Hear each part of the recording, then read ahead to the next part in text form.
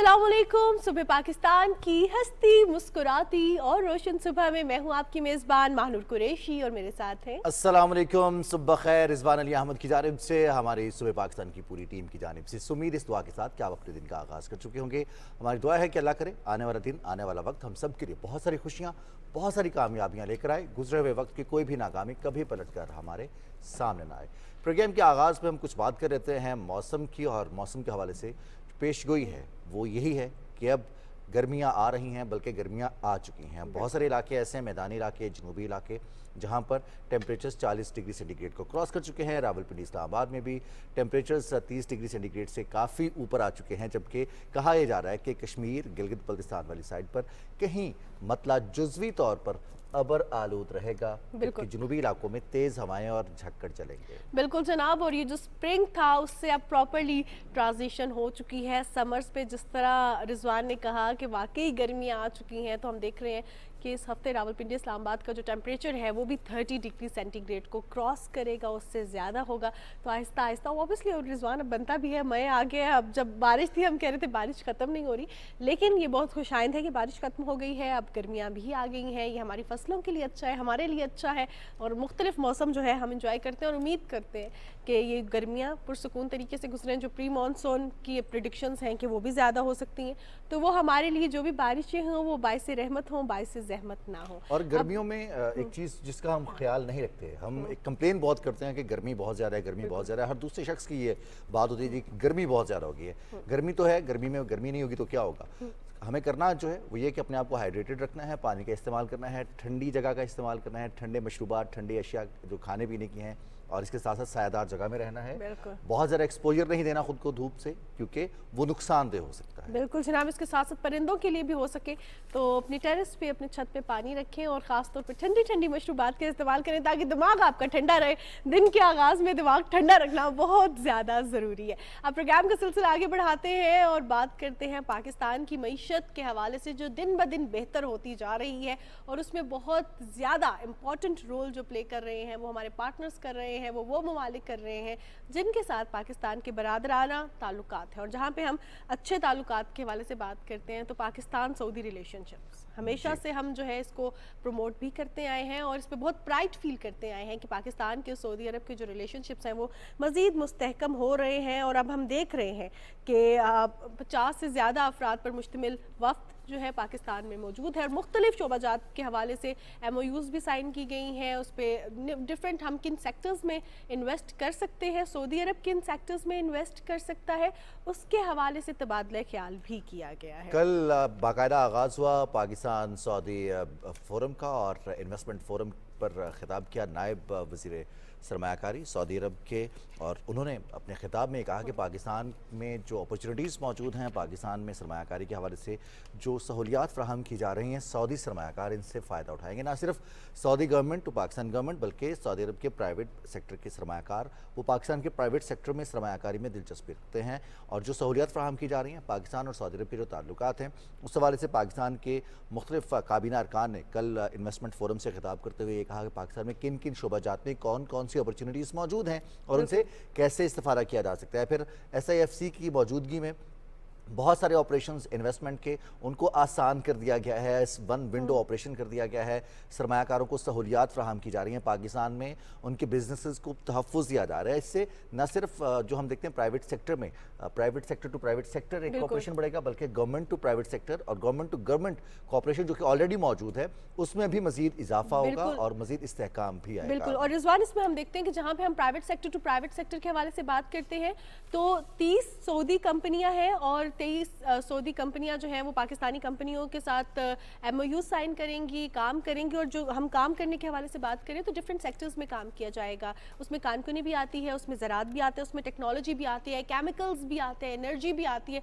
तो ये वो सेक्टर्स हैं जिन पे काम करने की बहुत ज़्यादा ज़रूरत भी है। पाकिस्तान ऑलरेडी काम कर रहा है और अपने बरादराना ताल्लुकात मुस्तहकम भी कर रहा है सऊदी अरब के साथ इन सेक्टर्स के थ्रू। तो इस पर बात करने के लिए हमारे साथ प्रोग्राम एक्सपर्ट भी मौजूद हैं। डॉक्टर शुमाइल दाऊद माहिर मुआशियात हैं, हमें ज्वाइन कर चुके हैं। डॉक्टर साहब अस्सलाम वालेकुम। वालेकुम सलाम। सर माशाल्लाह कल काफ़ी हैप्पी फेसेस देखे हमने इन्वेस्टमेंट फोरम के मौके पर, ख़ासतौर पर प्राइवेट सेक्टर में जो हमारे صنعت کار ہیں، تاجر برادری ہے، سعودی عرب کا وفد آیا ہے، کافی اپرچونٹیز ہیں، کیسے دیکھ رہے ہیں آپ پاکستان سعودی انویسٹمنٹ فورم کے حوالے سے؟ جی بہت شکریہ۔ پہلی بات تو یہ کہ ایک اور انکریجنگ یہ ہمارا ایک سلسلہ جاری ہے جس میں انٹرسٹ ہم نے دیکھا بہت شارٹ عرصے میں دونوں طرف سے، ہماری طرف سے اور سعودی عربیہ کی طرف سے ان کے مختلف وفد آئے، اور اب یہ جو وفد آیا جس طرح آپ نے ذکر کیا، یہ بڑا سیریس وفد ہے۔ اس میں تمام سیریس بزنس مین موجود ہیں، lead by their investment minister, اور ڈسکشنز جاری ہیں۔ آبویسلی بات ہے کہ پاکستان نے پہلے سے اپنا ہوم ورک کر رکھا ہے، اور مائننگ سے لے کے ایگریکلچر اور مختلف انڈسٹریز کے اوپر جو ہے فوکس جاری ہے۔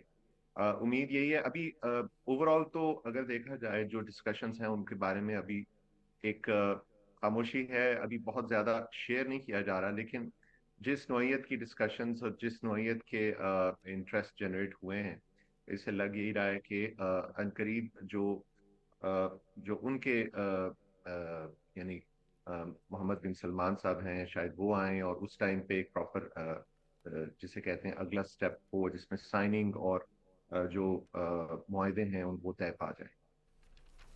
ڈاکٹر شمائل، ہم دیکھ رہے ہیں کہ پہلے سعودی وفد پاکستان آیا، پھر پاکستانی وفد وہاں پہ گیا، اب دوبارہ یہ جو ہم دیکھ رہے ہیں کہ مزید یہ سسٹم، یہ سلسلہ آگے بڑھ رہا ہے، تو اب اس میں ہم نے یہ بھی دیکھا صرف گورنمنٹ ٹو گورنمنٹ نہیں ہے، اب یہاں پہ 30 پاکستانی جو کمپنیز کے ساتھ اعلیٰ جو سعودی عرب کی کمپنیز ہیں ان کے ساتھ کلیبریشن ہوں گی، اس پہ بھی کام ہوگا، یعنی کہ پرائیویٹ سیکٹر کو بھی مستحکم کیا جا رہا ہے۔ اس کو آپ کیسے دیکھتے ہیں؟ اس سے کیا فائدہ ہوگا ہمارے پرائیویٹ سیکٹر پہ؟ اس سے کیا فائدہ ہوگا ہمارے جو ہم ایک دوسرے کے ساتھ اسکلڈ لیبر ایکسچینج کرتے ہیں اس میں؟ ظاہری بات ہے ہمارے یہاں پر وہ بہت سیریسلی جب دیکھ رہے ہیں اس میں وہ تمام شعبہ جات جن کے اندر پرائیویٹ سیکٹر انویسٹ کرے گا، تو اس کے نتیجے میں نئی جابز کریٹ ہو سکتی ہیں اور جے ویز کریٹ ہو سکتے ہیں۔ ایکسپورٹ لیڈ اپرچونٹیز کو بھی دیکھا جا رہا ہے لوکلی۔ آبویسلی بات ہے اگر ہم کوئی بھی اگزامپل لیتے ہیں مائننگ کے، ریکودیک کا جو ایک بہت بڑی انویسٹمنٹ ہونے جا رہی ہے، اس کے اندر انٹرسٹ جنریٹ ہوا ہے ان کی مائننگ کمپنیز کی طرف سے، اور وہ جو لیڈنگ مائننگ کمپنی ہے وہ پاکستان میں موجود ہے، اس وقت کا حصہ ہے۔ ظاہری بات ہے ریکودیک کا پروجیکٹ جو ہے دنیا کے سب سے بڑے پروجیکٹس میں کنسیڈر ہوتا ہے، اس کے اندر ان کا انٹرسٹ جنریٹ ہو چکا ہے۔ ایگریکلچر کے اندر بہت عرصے سے کام ہو رہا ہے، جے ویز کی طرف بات ہو رہی ہے، ویلیو ایڈیشن آف دوست، تو اس میں local jobs creation, foreign direct investment کا بڑھنا، اور پھر ایونچولی ایسے پروجیکٹس کو سامنے لے کے آنا جس سے کوئی نہ کوئی اشیاء جو ہیں وہ ایکسپورٹ ہو سکیں۔ اس میں ہمارے اسکل لیبر کا استعمال ہونا اور مے بی ٹیکنالوجی کی ڈیولپمنٹ ہونا with the help of that investment, یہ تمام چیزیں ان حالات میں جب ہماری میکرو اکنامک اسٹیبلٹی بہتر ہوئی ہے، آئی ایم ایف پروگرام کا ہم حصہ ہونے جا رہے ہیں، I think that is very very promising کہ آنے والے 2 سے 3 سال میں اکنامک گروتھ جو ہے وہ بہتری کی طرف جائے گی۔ انفلیشن کے آلریڈی جو اہداف ہیں کل بھی ذکر ہوا، ہمارے فائنانس منسٹر نے ذکر کیا کہ وہ بہت حد تک، بلکہ حیران کن حد تک جو ایکسپیکٹڈ تھا اس سے بھی بہتری کی طرف، نیچے کی طرف کو بڑھ رہے ہیں۔ یہ تمام بڑی اچھی نیوز ہیں اور ہم امید کر سکتے ہیں کہ آنے والے 3 سال میں، لیکن حکومت نے اس کے اندر اور کل بھی جو ذکر کیا وہ اپنا ریزالو کہ ہم مزید جو ایسے کام کرنے جا رہے ہیں، ریفارمز کرنے جا رہے ہیں جس میں یہ فردر بہتری جو ہے یہ بولسٹر ہوتی جائے گی۔ ڈاکٹر صاحب، بڑی زبردست کل بات کی وفاقی وزراء نے بھی اور وزیر اعظم نے بھی شاعری میں خطاب میں یہی کہا کہ پاکستان سرمایہ کاری کو راغب کرنا چاہتا ہے، ہم انویسٹمنٹ چاہتے ہیں۔ اب سعودی عرب، اگر ہم خطے کی بات کریں بلکہ پوری دنیا کی بات کریں، ڈیولپڈ کنٹریز میں انفلوئنس بھی رکھتا ہے سعودی عرب کی ڈائریکٹ انویسٹمنٹ، یہ باقی انویسٹرز کو، باقی دنیا کو کیسے انفلوئنس کر سکتی ہے؟ پاکستان کی مارکیٹ کے لیے کتنی زبردست خبر ہے یہ؟ دیکھیں ابھی ایک اس کی مثال لے لیتے ہیں کہ ریکودیک کے اندر ایک دنیا کی بہت بڑی کمپنی کینیڈا سے جو ہے، جب اس نے اظہار کیا کہ اس میں انویسٹ کرنے جا رہی ہے تو سعودی عربیہ کا انٹرسٹ جنریٹ ہوا۔ اسی تناسب سے اگر آپ دیکھیں کہ جب سعودی عربیہ کے یہ سیریس انویسٹرز پروجیکٹس کو دیکھنے کے بعد، ڈیو ڈیلیجنس کرنے کے بعد ہمارے ہاں انویسٹ کرتے ہیں، तो डेफिनेटली इस खत्ते के या और दुनिया में जो उसके सिग्नल्स जाएंगे वो पॉजिटिव जाएंगे, और उसके नतीजे में जॉइंट वेंचर्स के अंदर ये डॉक्टर और शुमाइल ब्रोकिंग दाऊद। का ऑफशूट है वो बेहतरी की तरफ जाएगी। तो ये तमाम चीजें जैसे कि मैंने जिक्र किया कि स्टेबिलिटी के साथ साथ आगे बढ़ने में हमें हेल्प करेंगी।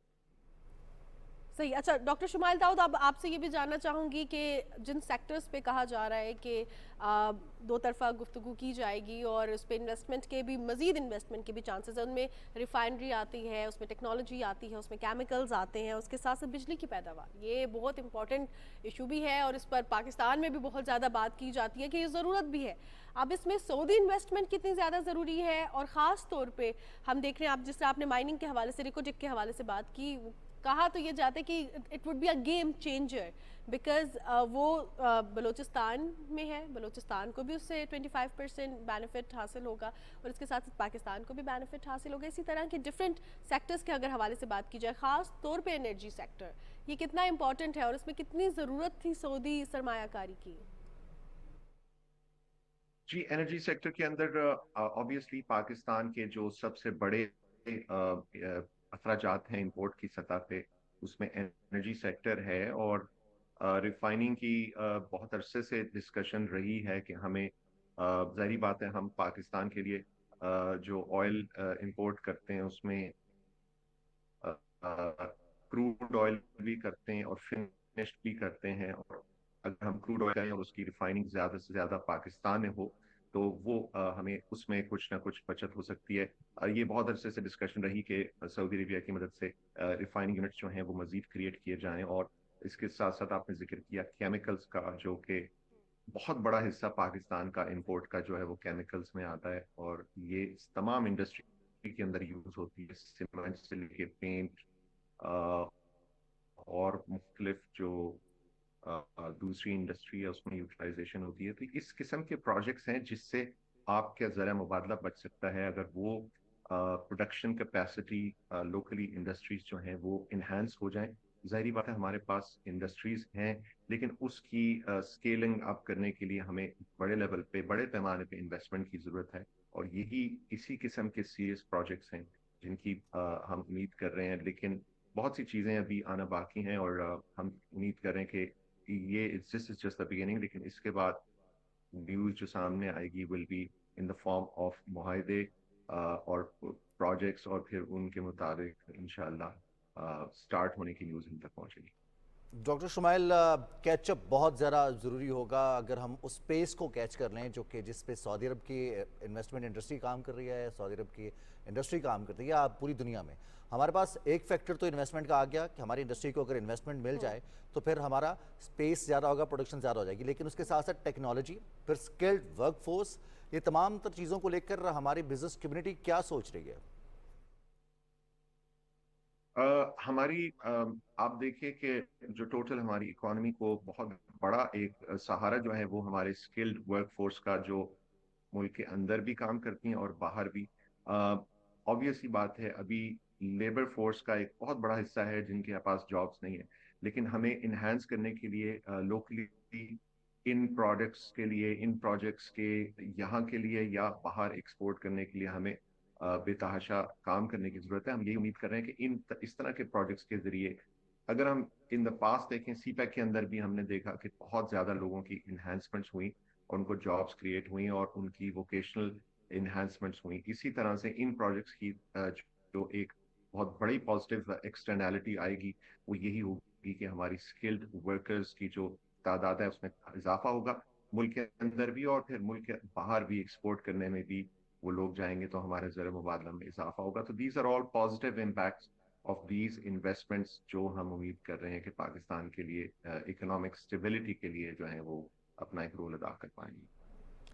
डॉक्टर साहब, जब भी हम इकोनॉमिक स्टेबिलिटी के हवाले से बात करते हैं तो हमें अपने मुल्क के, अपने शहरियों को, अपने यूथ को भी तैयार करना होता है। अब जैसे सऊदी अरब और पाकिस्तान के हवाले से बात की जाए तो मजहबी सियाहत ہم ریلیجس ٹورزم کے حوالے سے بات کریں تو ہر سال پاکستان سے لاکھوں کی تعداد میں افراد وہاں پہ جاتے ہیں. تو اب ایسے میں اب اگر بزنس ٹو بزنس دیکھا جائے یا پرائیویٹ سیکٹر کی کلیبریشن کے حوالے سے دیکھا جائے تو یوتھ کے لیے کیا اپرچونیٹیز ہیں, اور خاص طور پہ جیسے آپ نے سی پیک کا ذکر کیا تو اس میں پھر بہت سے لوگوں نے چائنیز لینگویج بھی سیکھی, چائنیز کلچر کے بارے میں بھی پڑھا, تو ایسے میں عربک لینگویج یا اپنے آپ کو تیار کرنے کے لیے فار سعودی مارکیٹ یوتھ کو کیا کرنا ہوگا؟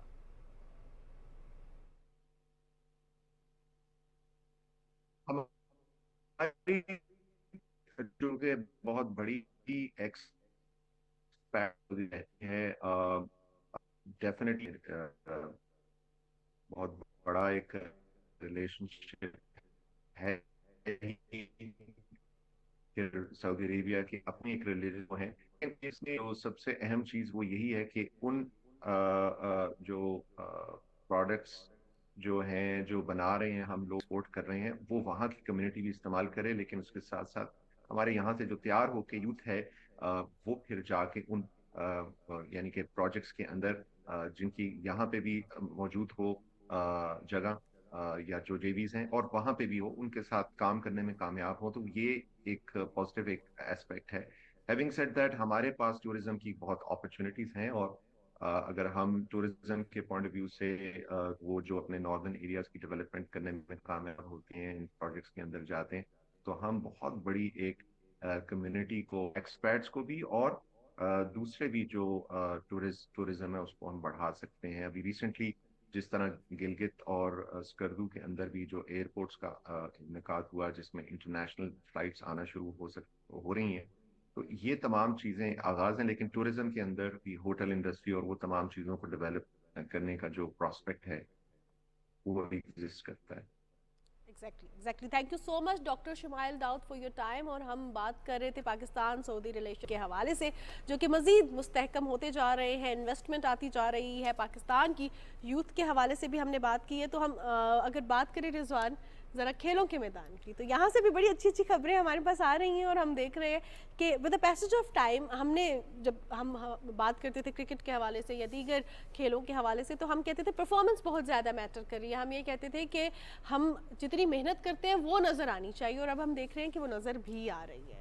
اور کرکٹ کے حوالے سے بھی بات کریں گے, ہاکی کے حوالے سے بھی بات کریں گے. کل ہمیں جو سب سے مین چیز نظر آئی وہ دو چیزیں تھی کل, ایک تو بابر اعظم کی پریس کانفرنس اور دوسری تھی پاکستان کی T20 ورلڈ کپ کی کٹ کے حوالے سے. بابر اعظم نے کل بڑی زبردست پریس کانفرنس کی اور اس میں صحافیوں کی جس طرح سے انہوں نے جواب دیے ہیں, اور وہ اس حوالے سے شہرت بھی رکھتے ہیں, بہت سارے صحافی ان سے ناراض بھی ہوتے ہیں کہ وہ اتنا ڈائریکٹ اور اتنا سیدھا جواب دے دیتے ہیں جس پر صحافی ناراض ہو جاتے ہیں کہ تھوڑی سی اگر وہ رکھ لیں اور تھوڑا سا وہ بات کو گھما لیں. حالانکہ جو صحیح جواب ہے, ٹو دا پوائنٹ جواب, وہ زیادہ کلیئر ہوتا ہے, اس میں کلیئرٹی زیادہ ہوتی ہے. بابر اعظم سے کل سوال پوچھا گیا عامر جمال کے حوالے سے کہ ان کو ٹیم میں شامل کیوں نہیں کیا گیا, حسن علی کو کیوں شامل کیا گیا, پھر باقی پوزیشنز کے لیے محمد حارث کو کیوں نہیں شامل کیا گیا, یا پھر پاکستان ٹیم میں جو بیٹنگ آرڈر ہے اس حوالے سے بھی سوالات ہوئے, جس پر بابر نے کہا کہ ہمارا 24/7 یہی کام ہے, ہم کرکٹ کو پلان کرتے ہیں, ہمارے کوچز آئے ہیں, گیری کرسٹن آئے ہیں, تو ہم یہی کام کر رہے ہیں کہ کون کہاں کھیلے گا. اور اس کے ساتھ بابر اعظم نے تمام کھلاڑیوں پر جو ہے اعتماد کا اظہار بھی کیا, اور انہوں نے کہا کہ ہمارا فوکس جو ہے وہ T20 ورلڈ کپ پہ ہے,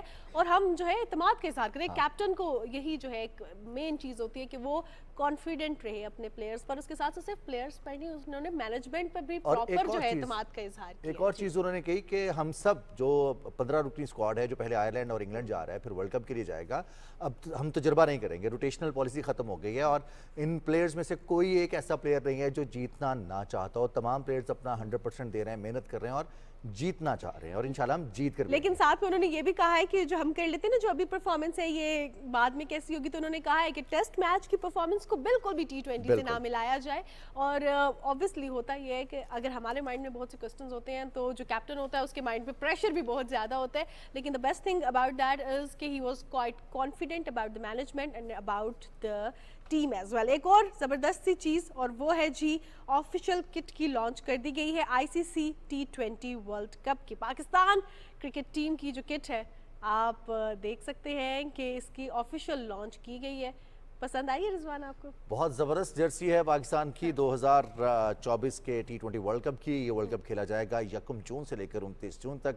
पहले कुछ मैचेस हैं जो अमेरिका में खेले जाएंगे और फिर उसके बाद बकिया मैचेस वेस्ट इंडीज़ में खेले जाएंगे। पाकिस्तान 6 जून से अपनी मुहिम का आगाज़ करेगा और पाकिस्तान के ग्रुप में अमेरिका भी मौजूद है, पाकिस्तान के ग्रुप में भारत भी मौजूद है।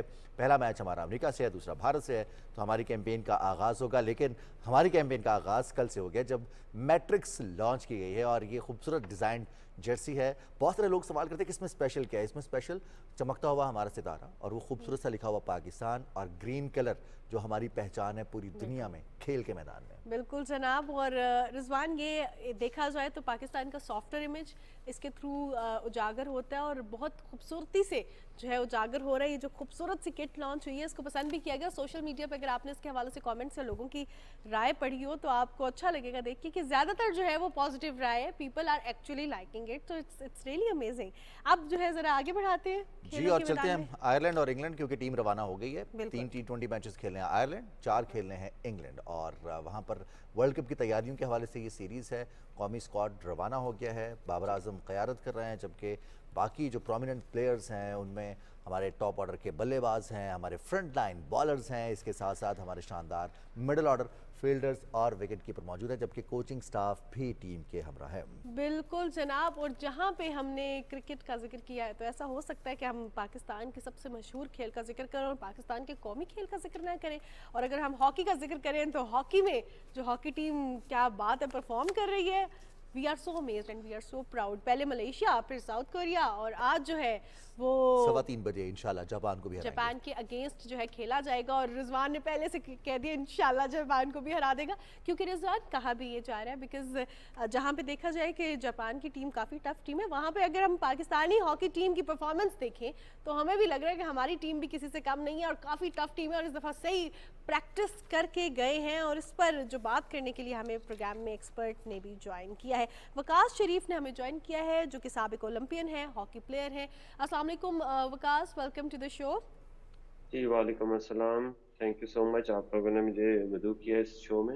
वकास बहुत शुक्रिया वक्त निकालने के लिए। आपसे ये जानना चाहूंगी, पहले 2 मैचेस में पाकिस्तान हॉकी टीम की परफॉर्मेंस देखिए, मलेशिया के अगेंस्ट, साउथ कोरिया के अगेंस्ट, आज जापान के अगेंस्ट मैच है।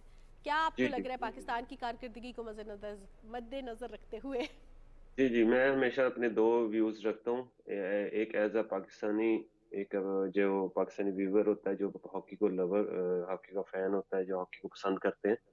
पाकिस्तान में अभी भी हॉकी देखने वाले हैं, तो उस हिसाब से तो मैं इस पाकिस्तान टीम की परफॉर्मेंस को बहुत ज़्यादा अप्रिशिएट करूंगा और उसके लिए नेक्स्ट भी जो है वो दुआ करूंगा कि इसको कंटिन्यूटी में अपने फ्लो में रहें और जितने अपने जो रोज़ के इनके मैचेस के साथ इनसे ज़ाहिर है मिस्टेक्स वगैरह भी हो रही होंगी, तो इसको मैच बाय मैच उसको कॉप अप करें और इसको आने वाले मैचेस के लिए और ज़्यादा वेल प्रिपेयर्ड हों और जिन जिन जगहों पे इनको थोड़ी सी गलतियां हुई हैं उसको अच्छी तरह जो है उसको मैनेज करें।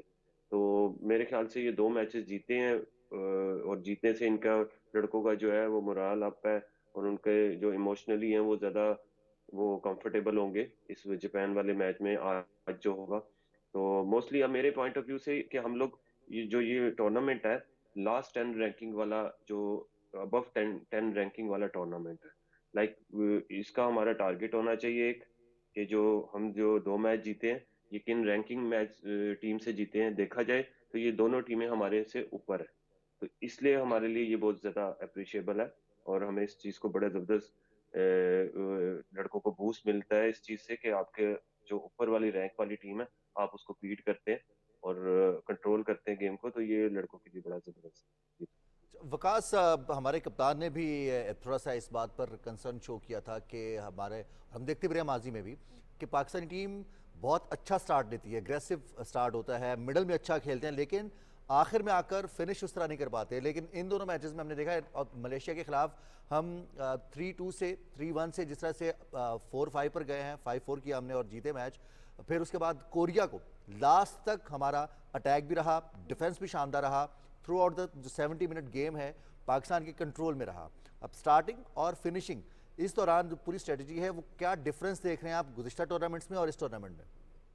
जी देखिए, सबसे पहले क्योंकि अजलान शाह मैं तकरीबन 5 6 टूर्नामेंट अजलान शाह खेल चुका हूँ, जिनमें से एक ईपो में था और बाकी ये ज्यादा ईपो में थे और एक केएल में था। तो मोस्टली वहाँ का जो मलेशिया का वेदर है वो हमारे पाकिस्तानी को ज्यादा सूट करता है, वो हमारी जो मूवमेंट है उसको ज्यादा मोबिलाइज करता है, क्योंकि ह्यूमिडिटी है और हॉट और ह्यूमिडिटी होने की वजह से हम लोग यूज टू हैं उस चीज के। हमारी टर्निंग और हमारा जो एक कहते हैं ना कि फ्लो है बॉडी का, वो बड़ा जबरदस्त रहता है। लेकिन प्रॉब्लम ये आती है कि आपका एनर्जी बैलेंस पूरा थ्रू आउट द 60 मिनट रह सकता है कि नहीं रह सकता।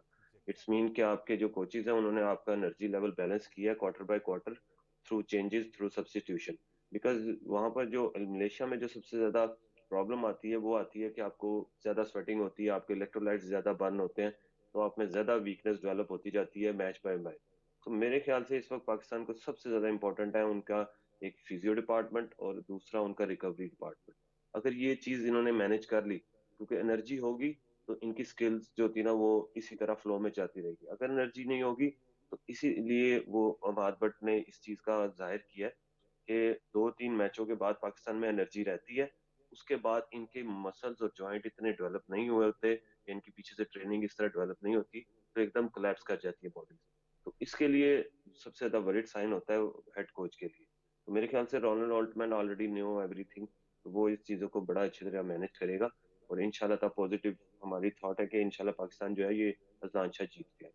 इंशाल्लाह। वकास, आप खुद भी साबिक हॉकी प्लेयर हैं, आपने कहा कि जिन दो टीम से हम जीते हैं वो वैसे भी बहुत टफ थी और हमारे से ऊपर रैंकिंग पे थी, लेकिन एनर्जी लो के हवाले से, तैयारी के हवाले से आप क्या कहते हैं कि क्या चीज़ें ज़रूरत है आपके वक्त की, ताकि with the passage of time जब नई नई गेमिंग स्ट्रैटेजीज आ रही हैं तो हमने अपनी हॉकी टीम को इतना कैपेबल बनाना है कि वो अप टू द मार्क रहे, इंटरनेशनल लेवल के जो प्लेयर्स हैं उनके साथ जो है कम्पीट कर सके।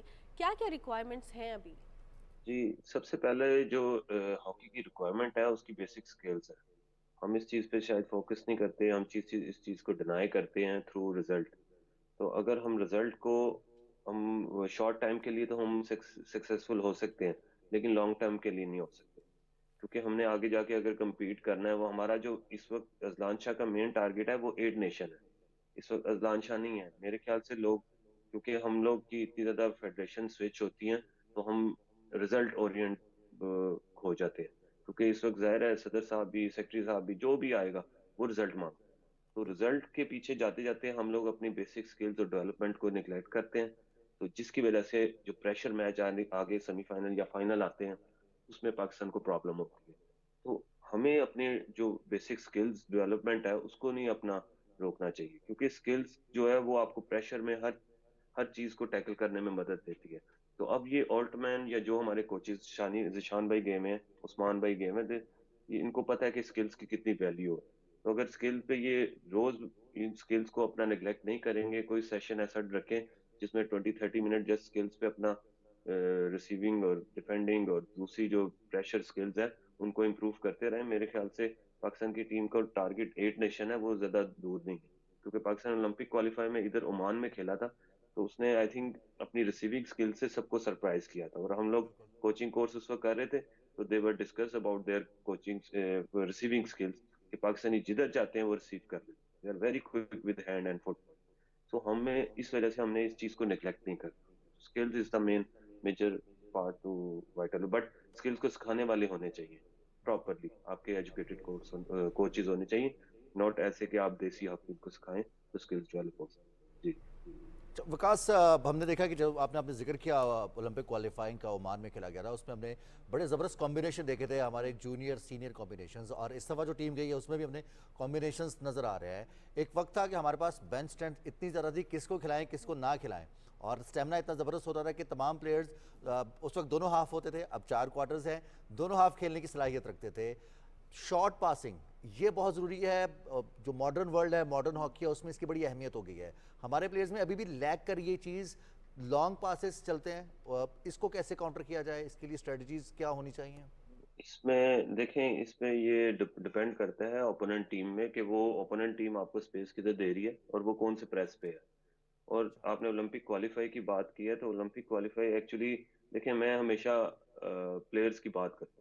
मैं मेरी कोचिंग जो है वो सारी प्लेयर्स के लिए होती है, क्योंकि प्लेयर्स ने रिजल्ट ओरिएंटेड है, वो प्लेयर्स ही खेलते हैं, प्लेयर्स ही ہم کوچز جا کے نہیں کچھ کر سکتے، لیکن پلیئرس کو آپ کوچ بنا سکتے ہیں گراؤنڈ کے اندر. تو میرا کویشچن یہ ہوتا ہے ہمیشہ کہ آپ سینئرس کو پہلے نکالتے ہیں، 2 سال بعد وہ بےچارے کہیں لیگ کھیل رہے ہوتے ہیں، کوئی کہیں کر رہے ہوتے ہیں، چاہے 3rd ڈویژن، چاہے 1st ڈویژن، چاہے 2nd ڈویژن، پھر آ کے وہ پاکستان نیشنل ٹیم کو ریپرزینٹ کرتے ہیں اور وہ اچھا پرفارم کر رہے ہوتے ہیں. تو یہ ہمیں سوچنا چاہیے کہ دوسرے جو کنٹریز ہیں ان کی 3rd ڈویژن یا 2nd ڈویژن کی لیگ بھی ہماری پاکستان کی ڈیولپمنٹ کے اسٹرکچر سے بہت اچھی ہے.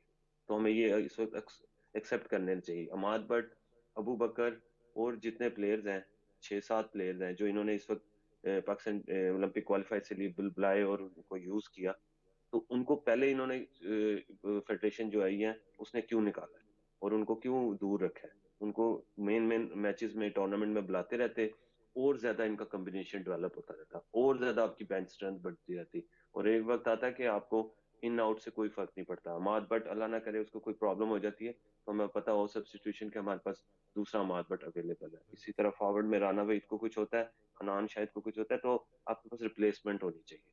تو ہم لوگ ڈیولپ تو کرتے نہیں ہے ٹیم. ہم لوگ تو اپنے پتہ نہیں، مجھے نہیں پتا یہ کس طرح سلیکٹ کرتے ہیں. یہ اولٹ مین نے اس دفعہ سلیکٹ کیا ٹیم تو ہمیں اس کی شیپ نظر آئی. تو آپ ہمیشہ دیکھیں جب بھی کوئی بالکل نیوٹرل سلیکشن ہوتی ہے تو اس کا رزلٹ کچھ ہو ہمیشہ. وقاص آپ کھیلتے بھی رہے ہیں مانور، ایک چھوٹی سی چیز جی کہ پلیز پلیز. ہم دیکھتے ہیں کہ جب ٹیمز جیتتی ہیں تو بہت ساری غلطیاں پردے کے پیچھے چلی جاتی ہیں، وہ اگنور ہو جاتی ہیں، لیکن جب خدا نہ خاصہ ٹیمز ہارتی ہیں، جیسے ہماری ہاکی کی پرفارمنس رہی ہے گزشتہ پوری ایک دہائی میں، اس میں چھوٹی سے چھوٹی چیزیں بھی تکلیف کا باعث بنتی ہیں، پھر ان پر بھی اعتراضات آتے ہیں. کسی پلیئر کو سلیکٹ کر لیا، کسی کو نہیں سلیکٹ کیا، اس پر بھی اعتراضات آ جاتے ہیں. تو یہ اچھی بات نہیں ہے کہ اس دفعہ کمبینیشن ہے، جو لیگز کھیل رہے تھے پلیئر وہ بھی آئے ہیں، ان کو بھی موقع مل رہا ہے، اور پھر کچھ پلیئرز کی بھی ذمہ داری ہوگی کہ وہ بھی پرفارم تو کر رہے ہیں، اپنا حق تو ادا کر رہے ہیں، تو اب فیڈریشن بھی اپنا حق ادا کرے. یہ فیڈریشن نے پرنسپل اور ویلیوز ڈیولپ کرنی، اور یہ ہیڈ کوچ کا کام ہوتا ہے کہ اس نے پلیئرز کو کس حد تک اور کس طرح اس نے ان کی کریکشن کرنی. اگر ایک چیز ایک ٹورنامنٹ میں واقعہ ہوئی ہے، اگر پیچھے جائیں تو ہم ورلڈ کپ سے باہر ہو گئے تھے جو 12 پلیئر انٹر ہو گئے تھے. تو اس چیز کو نیکسٹ ٹائم کوچز جتنے ہیں اس چیز کو اپنے نوٹس میں رکھیں کہ ہماری ایک چھوٹی سی غلطی کی وجہ سے ہم ورلڈ کپ سے باہر ہو. جاپان کے میچ میں یاد ہو کہ ہم 12 پلیئر ہو گئے تھے جس میں خواجہ جنید صاحب کو کر دیا تھا پنش اور یہ وہ سارا. تو اس چیز طرح کے انسیڈنٹ کو آرام سے کور کیا جا سکتا ہے، بٹ پروسیس یہ ہے کہ اس میں کوچ آپ کا 4 سال کے لیے 3 سال کے لیے کم از کم اس کو پراپر ٹائم دیا جائے اور اس کو وقت دیا جائے کہ وہ ان چیز کریکشن کو آہستہ آہستہ ٹھیک کرتا رہے اور ایک بنچ کو ساتھ لے کے چلے. ہم ابھی اسلان شاہ میں اللہ نہ کرے کچھ ہوتا ہے، ہم سارا ملبہ جو ہوتا ہے نا، فیڈریشن، آلٹ مین، ذیشان اشرف، عثمان بھائی، ان سے ساروں کو ڈال ڈول کے تو ہم اپنا آرام سے اپنا کہہ سکتے ہیں کہ جی یہ اچھے نہیں ہیں، پلیئرز اچھے نہیں ہیں. یہ ہمیں پتہ ہی نہیں ہے کہ ڈیولپمنٹ پروسیس کیا ہے اور اس سے گزرنا کس طرح ہوتا ہے. آپ کو بچہ ایک دم ڈگری ماسٹر کرتا ہوا نہیں مل جائے گا. آپ کو پہلے بورن بیبی سے اس کو پرائمری اور سیکنڈری اور دین یونیورسٹی پہ لے جانا پڑتا ہے. تو اس کو ڈیولپ کرنے کے لیے ٹائم دینا چاہیے ہر چیز کو. یہ فیڈریشن آئی تھنک کہ اس کا ویژن ہونا چاہیے، یہ کوچ نہیں کر سکتا کیونکہ فیڈریشن نے اسائن کرنے ہوتے ہیں ہیڈ کوچز، اسسٹنٹ کوچز اور پورا بنچ بنانا ہوتا ہے. ان لکی پاکستانی ان چیزوں میں پروفیشنلزم میں بہت پیچھے ہے جس کی وجہ سے ہم ان چیزوں میں مار کھاتے ہیں. اچھا، جہاں پہ آپ نے لوپ ہولز کو پوائنٹ آؤٹ کیا وکاس، اور فیڈریشن کے حوالے سے بات کی، اور پھر پہلے سبسٹیٹیوٹ کے حوالے سے بھی بات کی کہ ہمارے پاس سبسٹیٹیوٹ نہیں ہے، اس میں یہ بھی تو بہت زیادہ ضروری ہے کہ جس طرح دیگر کھیلے ہیں، کرکٹ ہے، ان کی لیگز ویل ڈیولپڈ ہے، اسی طرح جو ہاکی ہے اس کی بھی لیگز ویل ڈیولپڈ ہوں تاکہ ہم بہت سے سبسٹیٹیوٹس بھی تیار کر سکیں، ہم بہت سے اسٹیٹ آف دا آرٹ جو ہے انفراسٹرکچر ہاکی کا وہ بھی تیار کر سکیں، ایسے پلیئرز بھی پروڈیوس کر سکیں تاکہ ہمارے پاس سبسٹیٹیوٹ بھی ہو، پلیئرز کی بھی ایک properly continuity who source of income میں. بیکاز لوگ اس طرف آتے بھی اس وجہ سے نہیں ہیں کہ what's the future of it, تو اس سے فیوچر بھی ڈیولپ ہو سکتا ہے. اب ہم دیکھ رہے ہیں کہ اسکریچ سے دوبارہ جب آگے بڑھ رہا ہے ہاکی اور اچھا پرفارم کر رہا ہے، تو آپ اس کو کیسے دیکھتے ہیں کہ آگے کیا آپ کو ہاکی کا فیوچر نظر آ رہا ہے پاکستان میں؟ دیکھیں اسپورٹس کا فیوچر ہمیشہ جو ہے وہ گورنمنٹ جو ہے وہ ڈیسائیڈ کرتی ہے. جتنے بڑے کنٹریز ہیں، آسٹریلیا ہے جو اس وقت میڈل کے 1 2 3 میں آپ چلے جائیں، China, Australia, G B, U S A, Germany, جتنے آپ اس طرح آتے جائیں گے تو اس میں آپ کو پتہ لگے گا پیچھے سے اسٹرکچر انہوں نے بنایا ہوا ہے، پیچھے سے انہوں نے جو اولمپک ان کی جو ایسوسی ایشنز ہیں वो ऊपर से उनका गवर्नमेंट है, वो उनको डेवलप करके स्ट्रक्चर को, उनको फंड्स को इस तरह मैनेज करती है। यहाँ पर आपको जो सबको पता है कि इस वक्त प्रेसिडेंट का चल रहा था, उसके बाद सेक्रेटरी का चल रहा था, आपस में इतनी वो बॉक्सिंग के बाद पता लगा कि ये प्रेसिडेंट और सेक्रेटरी है। तो इतनी अनसर्टेनिटी ऊपर लेवल पे होगी तो प्लेयर्स में कितनी पाई जाएगी, आप खुद सोचें। आपका जो सीईओ है, अगर उसको खुद ही नहीं पता कि उसने होना है नहीं होना, तो वो किस तरह अपने एम्प्लॉयज को प्रॉपरली जो होता है ना उनको ऑर्गेनाइज कर सकेगा, उनको किस तरह कैटर कर सकेगा। तो ये चीजें अनसर्टेनिटी खत्म होनी चाहिए। अपना एक हमें डायरेक्शन तय करनी चाहिए, ओलंपिक एसोसिएशन को भी और पाकिस्तान स्पोर्ट्स बोर्ड को भी, सारों को मिल बैठ के एक चीज हमें डिसाइड करनी चाहिए कि हम जाना कहाँ चाहते हैं, हमारा टारगेट क्या है एज अ नेशन। तो हमारे अगर टारगेट डिफरेंट होंगे एक दूसरे से, तो फिर हम इसी तरह हमारी डेवलपमेंट और हर चीज डिस्टर्ब होती रहेगी, लूप होल नहीं होगा। हमें ये क्लैरिटी होनी चाहिए, मंजिल पर पहुंचने के लिए हमारे डायरेक्शन हमें वाज़ेह होनी चाहिए और फिर हमें सबको मिलकर चलना है। हम सबका मकसद ये है कि पाकिस्तान को हमने हॉकी के मैदान में उस विनर पोडियम पर, चैंपियन पोडियम पर पहुंचाना है, मेडल्स हासिल करने हैं।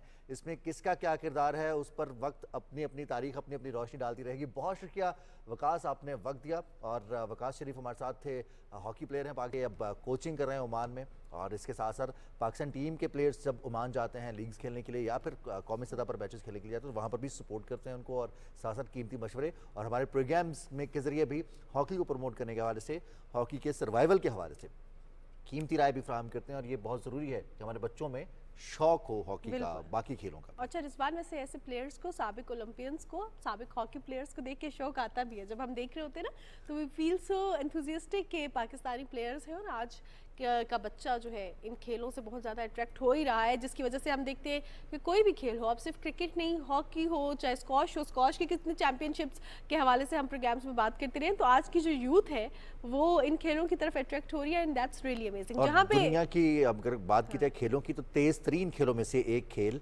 हॉकी का है, जो कि बहुत रैपिड, बहुत फास्ट इसके रिजल्ट्स चेंज होते हैं, 1 मिनट में 3 गोल होते हैं। बिल्कुल जनाब, जहाँ पे हम अट्रैक्शन के हवाले से बात करें, वहाँ पे बात करें पाकिस्तान की खूबसूरत वादियों की, तो पूरी दुनिया से टूरिस्ट पाकिस्तान आते हैं। पाकिस्तान के खूबसूरत पहाड़ों, पाकिस्तान की खूबसूरत वादियों, पाकिस्तान के खूबसूरत नज़ारों को एंजॉय करने के लिए ये हमारे लिए बाइस फ़ख्र तो है। इसके साथ साथ रेवेन्यू जनरेशन की बहुत अच्छी फॉर्म भी है। रेवेन्यू जनरेशन के साथ साथ हमारे सोवेनियर्स लेके जाना, हमारे कल्चर को फ़रोग भी मिलता है। पूरी दुनिया में पाकिस्तानी आर्ट भी पसंद किया जाता है, और वो ट्रैवल करता है टूरिज्म के जरिए। और टूरिज्म के हवाले से बात करें तो पाकिस्तान की क्या ज़बरदस्त हम आपको लिए चलते हैं वादी सून। आपने नाम सुन रखा होगा, अगर नहीं सुन रखा और अगर आपने विजिट भी नहीं किया, होता है अक्सर कि हम लोग विजिट कर चुके होते हैं कहीं ना कहीं, किसी न किसी दोस्त के साथ, किसी न किसी ट्रिप के साथ कहीं गए होते हैं, लेकिन हमें एग्जैक्टली याद नहीं होता कि इस जगह का नाम क्या है या ऑफिशियली इस जगह का नाम क्या है। तो आज हमारे पास वादी सून है, वादी सून है, और वादी सून की कुछ स्पेसिफिक जगह है जिनको दिखाया जाएगा। तो वी हैव अ रिपोर्ट देखते हैं।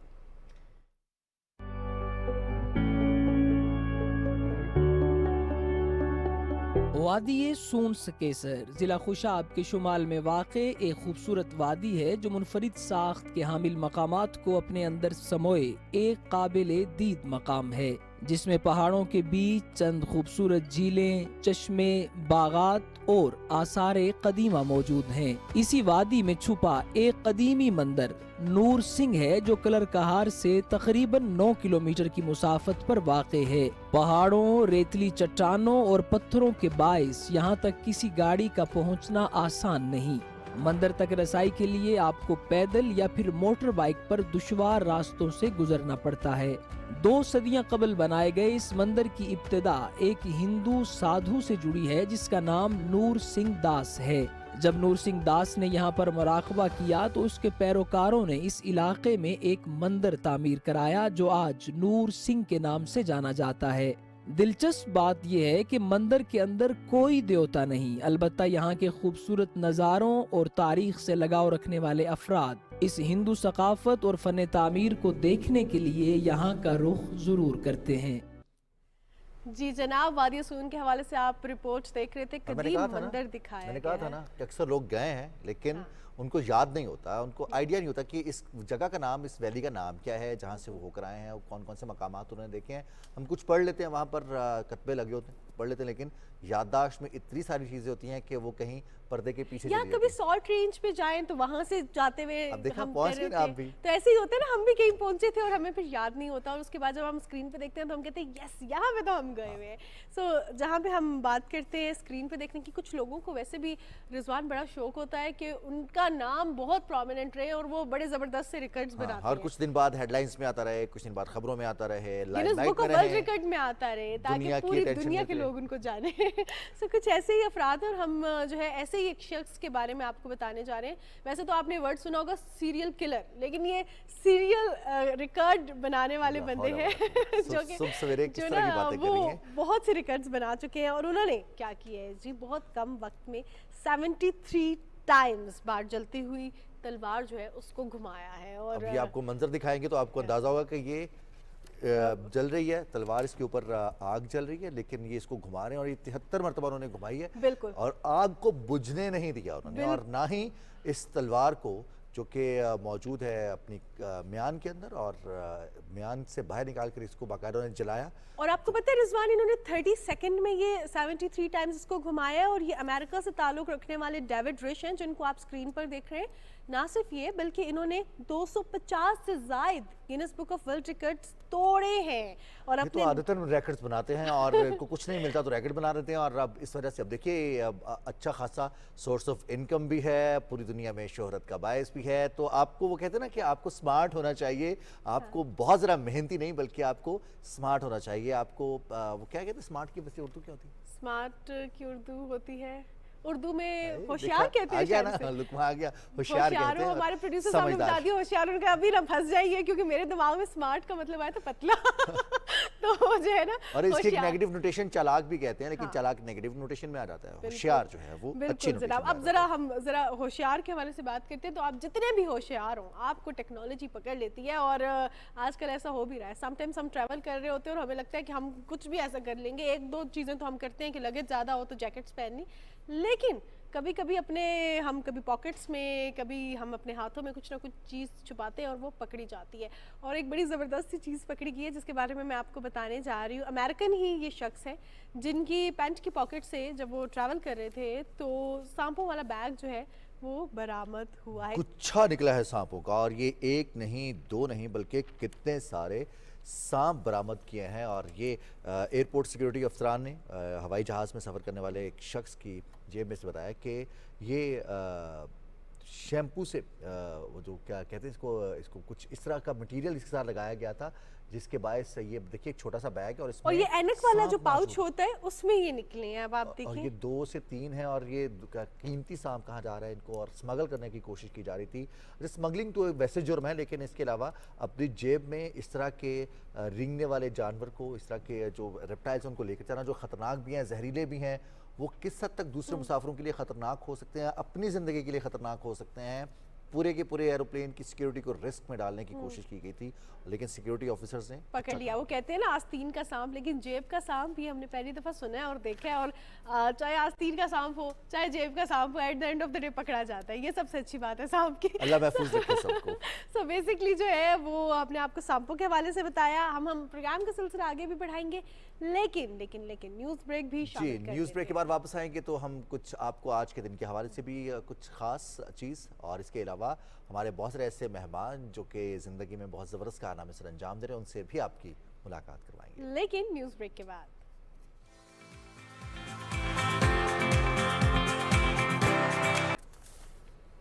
جی جناب, صبح پاکستان میں آپ کو ایک بار پھر خوش آمدید کہتے ہیں, اور ہم ہمیشہ بات کرتے ہیں صحت کے حوالے سے. کہا جاتا ہے جان ہے تو جہان ہے. آج ہے 7 مئی اور آج ورلڈ ایزما ڈے ہے. آج دمے کا عالمی دن منایا جا رہا ہے. یہ ایک ایسی بیماری ہے جو ہم دیکھتے ہیں کہ ہماری سوسائٹی میں کامن تو ہے بہت زیادہ، لیکن اس کے کچھ ٹریگرنگ فیکٹرز بھی ہوتے ہیں، اور ہم دیکھتے ہیں کہ اکثر اوقات جو دمے کے مریض ہیں اچانک سے ان کی طبیعت زیادہ خراب ہو دمہ جاتی ہے. اٹیک جسے کہتے ہیں، فوراً سے پہلے ایک ایسی حالت میں چلے جانا جہاں سانس لینے میں دشواری ہوتی ہے.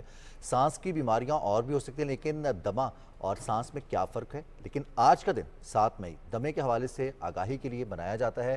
آج کا دن کیوں منایا جاتا ہے، کب سے منایا جا رہا ہے، اس میں کون کون سی چیزوں کا خیال رکھنا ہے، اس حوالے سے رپورٹ دیکھتے ہیں، پھر ہم ڈاکٹر سے بھی بات کریں گے.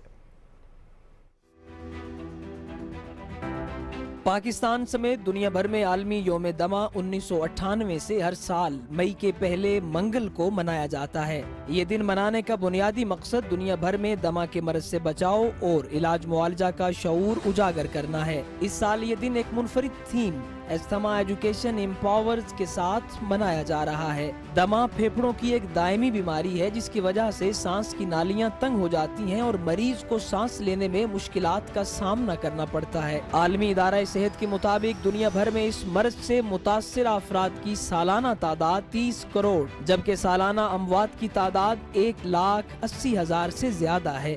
طبی ماہرین کے مطابق دمہ کی وجوہات میں سب سے بڑی وجہ ٹھنڈی ہوا، سانس کی نالیوں کی بیماری، ذہنی دباؤ، ماحولیاتی آلودگی اور سگریٹ نوشی شامل ہیں. تھکاوٹ، سینے میں جکڑن، کھانسی، بار بار چھاتی کے انفیکشن، سانس میں دشواری اس بیماری کی واضح علامات ہیں. عام طور پر دمہ کا علاج ادویات اور مختلف قسم کے انہیلر سے کیا جاتا ہے، تاہم بعض اوقات مرض کے زیادہ بڑھ جانے کے سبب خاص ادویات کے ساتھ نیبولائز بھی کروایا جا سکتا ہے. جی جناب، دمہ کے حوالے سے آپ رپورٹ دیکھ رہے تھے، اور اب اس کی ریزنز کیا ہیں، کیوں یہ بیماری ہوتی ہے، اس کا علاج کیا ہے، اس پر بات کرنے کے لیے ہمیں پروگرام میں جوائن کیا ہے ڈاکٹر رضوان اپل نے. ڈاکٹر صاحب، پروگرام میں آپ کو خوش آمدید کہتے ہیں. تھینک یو ویری بہت شکریہ جی بلانے کا. Thank you so much for taking out time. Start میں سب سے پہلے آپ سے بریفلی جاننا چاہوں گی بیسکلی دمہ ہوتا کیا ہے؟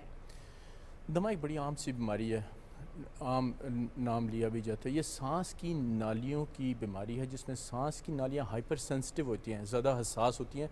کوئی بھی سٹیمولس آئے تو ایک دم سے سکڑ جاتی ہیں، اور ان کی جھلیوں کے اندر تھوڑی سی انفلیمیشن یا سوزش کی وجہ سے سیکریشنز پیدا ہونا. تو یہ اس کی بنیادی وجہ ہے. اس میں ہوتا کیا ہے کہ سانس کی نالیوں کو جب کوئی بھی ایکسپوجر ہوگا یہ ایک دم سے سکڑیں گی، ایپیسوڈیکل بھی اور بار بار بھی ہوتی ہیں. تو اس کے وقت ہمیں ایک تو کھانسی شروع ہو جائے گی، سیٹی کی آواز آئے گی، سانس کی نالی تانگ ہوگی تو سانس میں تنگی ہوگی، اور وہ جو انفلیمیشن ہوگی اس سے بلغم سا آئے گا. تو یوزلی 4-5 سمٹم جو بنیادی اس کے سمٹم ہے، یہ سانس کی نالیوں کے ہائپر سینسٹیو یا زیادہ حساس ہونے کی وجہ سے ہوتا ہے. تو اس پہ سٹیجز بھی ہوتی ہیں ڈاکٹر صاحب کہ ابھی انیشل سٹیج پر ہے، اس کو روکا جا سکتا ہے، اس کو ڈائگنوز کیا جا سکتا ہے؟ بالکل انیشل سٹیج یہ ہوتی ہے کہ کبھی کبھی ہو جانا، اچھا. اور کبھی کبھی ہوتے تو ہم کہتے ہیں کچھ پریونشن بھی کریں، تو تھوڑا بہت انہیلر بھی لے لیں، اس کے لیے ہم کہتے ہیں. پھر ہم کہتے ہیں زیادہ فریکوینسی اس کی بڑھ جانا، اگلا سٹیپ جو ہے اس کو ہم کہتے ہیں. ایک ہوتا ہے ایکیوٹ ابھی ہوا ہے، اور ایک ہوتا ہے کرونک. کرونک ہوتا ہے بار بار کافی عرصے سے ہوتے رہنا. پھر اس طرح سے بھی اس کی سٹیجز اس طرح سے بھی ہم کر سکتے ہیں، اس کو ڈویژن کر سکتے ہیں. پھر ایک ہم کہتے ہیں کہ کسی الرجن کی وجہ سے ہونا. الرجن ہوتا ہے جو ہوا میں جو اس کو ٹریگر کرتے ہیں، پولن ہو گیا، ڈسٹ ہو گیا، مائٹس ہو گئے، کچھ بھی ہو گیا.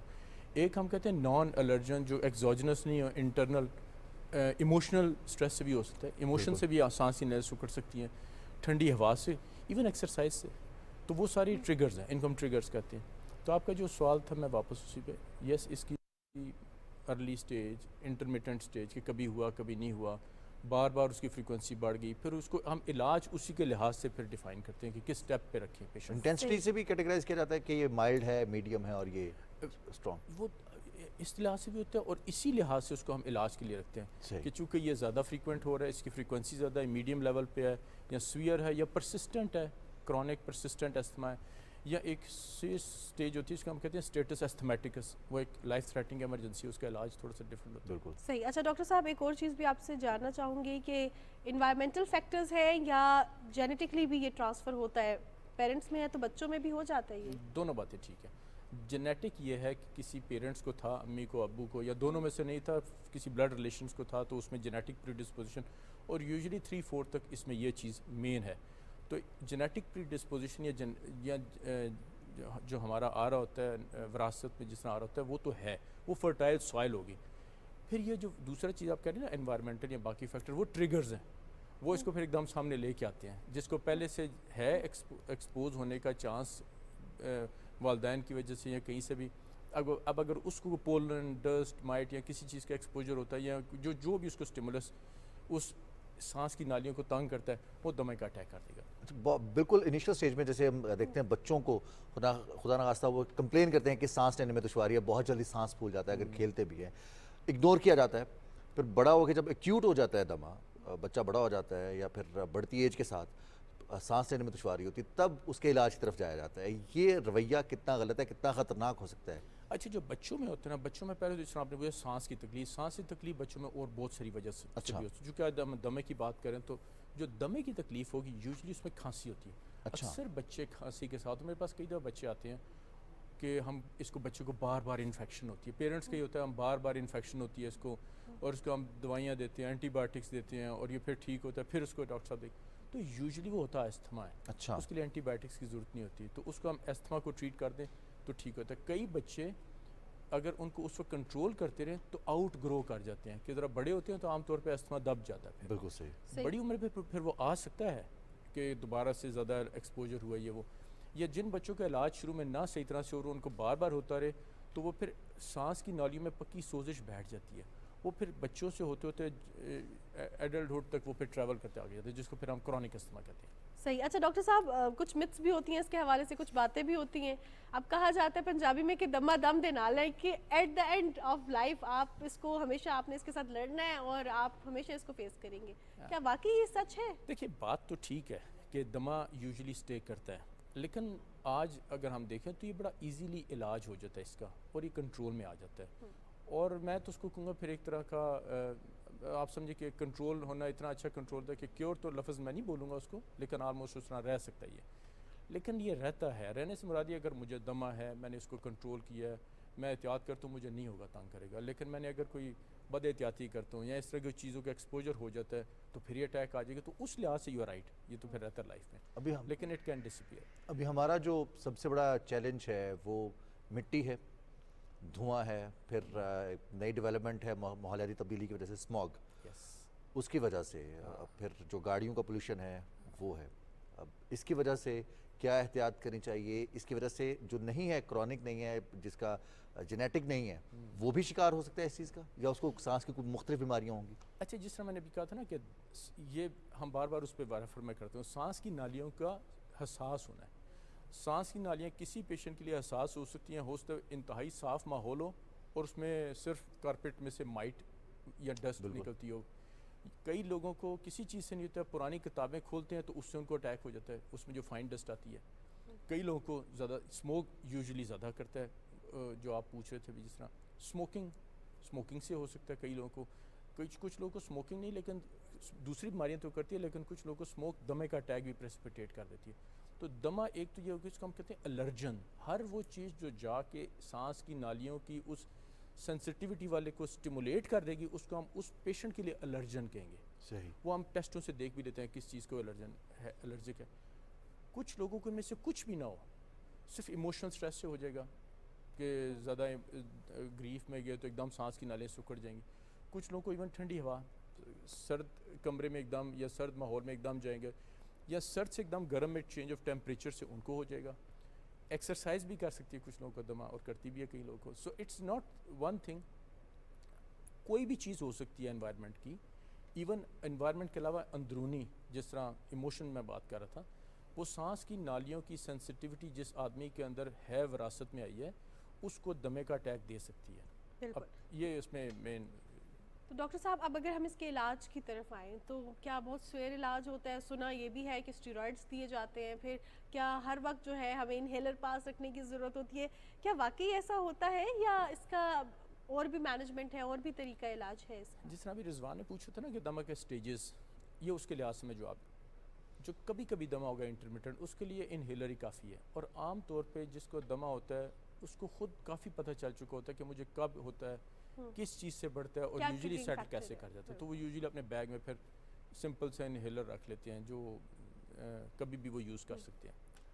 کئی لوگوں کو ایسا ہوتا ہے جو اگلا سٹیپ آتا ہے اس میں ہم ان کو پھر اگلے سٹیپ پہ لیتے ہیں, پھر کھانے کی دوائیاں بھی دے دیتے ہیں بیچ میں, نان سٹیرائڈس. آپ نے میں اس پہ ہی آتا ہوں جس میں سٹیرائڈ نہیں ہوتے ہیں, انہیلر پلس گولیاں ہم دیتے ہیں, اینٹی الرجک, یا ایک دو اور گروپ ہے اینٹی الرجک لائک سبسٹینسز ہم ان کو یوز کرتے ہیں. اگر پھر بھی ٹھیک نہ ہو, پرسسٹنٹ رہتا ہو, پھر اس میں کئی دفعہ ہم اسٹیرائڈس پہ بھی جاتے ہیں, لیکن وہ پرسسٹنٹلی اسٹے نہیں کرتے, کچھ عرصہ دے کے پھر واپس آ جانا ہوتا ہے. اگر اسٹے کریں تو کیونکہ اسٹیرائڈ کے اپنے بھی نقصانات ہوتے ہیں, بالکل, تو وہ ٹھیک نہیں ہوتا, لیکن وہ اسٹیرائڈ کا ایک سٹیپ پہ رول آتا ہے اس میں. ڈاکٹر صاحب ہم دیکھتے ہیں کہ اسلام آباد راولپنڈی کی بات کی تو پولن یہاں پر ایک بہت بڑا ٹریگرنگ فیکٹر ہے, اور اگر ہم میدانی علاقوں کی بات کریں تو وہاں پر ابھی گندم کی کٹائی ہوئی ہے اور ہوا میں ڈسٹ ہی ڈسٹ ہے, یا دھواں ہے, جلایا جاتا ہے باقیات جو ہوتی ہیں فصلوں کی. یہ کتنا خطرناک ہو سکتا ہے ان لوگوں کے لیے جو کہ پوٹینشلی دمے کے پیشنٹس ہیں, جو سینسٹیوٹی کی طرف بڑھ رہے ہیں. یس, جو اسلام آباد ہو گیا ٹپیکل, یہاں پہ ہمارے ادھر نون ہمارا انوائرمنٹ جنرلی کلین ہے اسلام آباد کا, لیکن یہاں پہ جو کامن الرجن ہے یہ ملبری اور باقی جو درخت ہے ان کے پولنز اور گراس پولن, یہ ہمارے ادھر کافی عام ٹریگر ہے. میدانی علاقوں میں جو ٹریگر ہے جب تھریشر چلتا ہے. ڈاکٹر صاحب ہمیں بریک کی طرف بڑھنا ہے, آپ ناظرین کو بتاتے چلیں کہ خیبر پختونخوا کے گورنر فیصل کریم کنڈی گفتگو کر رہے ہیں.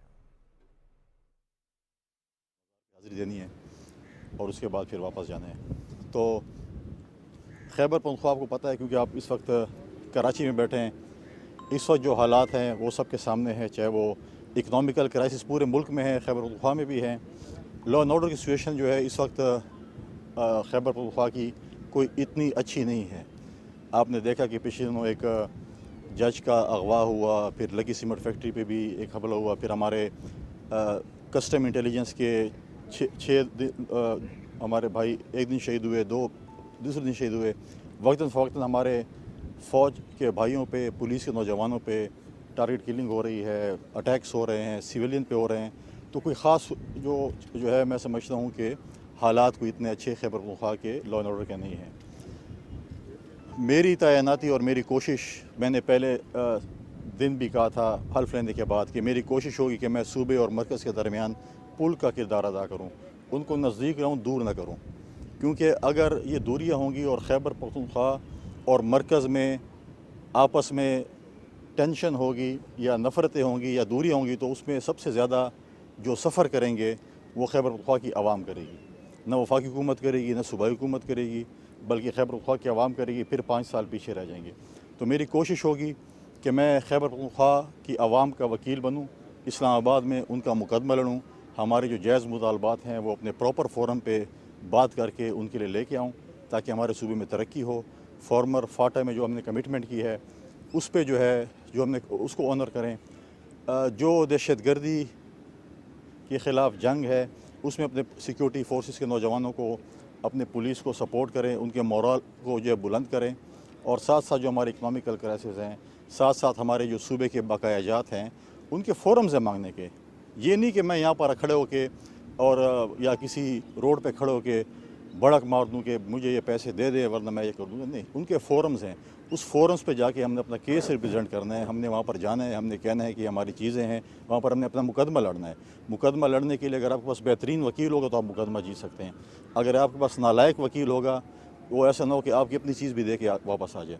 لہٰذا میری پوری کوشش ہوگی کہ میں نفرت نہ بڑھاؤں بلکہ محبتیں بڑھاؤں, اور انشاءاللہ تعالیٰ میری بھرپور کوشش ہوگی. اور میں اپنے یہاں کے میڈیا کے دوستوں کو بھی دعوت دیتا ہوں کہ آپ آئیں, خیبر پختونخوا, پشاور آئیں, میرے مہمان بنیں. آپ کا اور ہمارا بڑا اچھا ایک تعلق رہا ہے, رہے گا, اور آپ لوگ آئیں میرے مہمان. مہربانی, آپ نے دعوت دی, لیکن سوال ایک اور ہے کہ آپ کے صوبے کے سربراہ اس وقت جو علی امین گنڈا پور صاحب ہیں, انہوں نے کہا ہے کہ بلاول گورنر کے پی کے لیے گورنر ہاؤس کراچی میں بنا لیں یا سندھ ہاؤس میں ان کو جگہ دیں. کراچی کے پارٹی رہنماؤں کو سندھ ہاؤس میں داخل نہیں ہونے دیا گیا. گنڈا پور نے بڑے الزامات لگائے بلاول صاحب پہ, خاص طور پہ انہوں نے ڈائریکٹ جو ہے وہ ہٹ کیا ہے اور کہا ہے کہ ہم اس کو گورنر ہاؤس میں گھسنے نہیں دیں گے, ہم اسے رہنے نہیں دیں گے. تو کیا کہیں گے آپ, یہ اس طرح کی لینگویج؟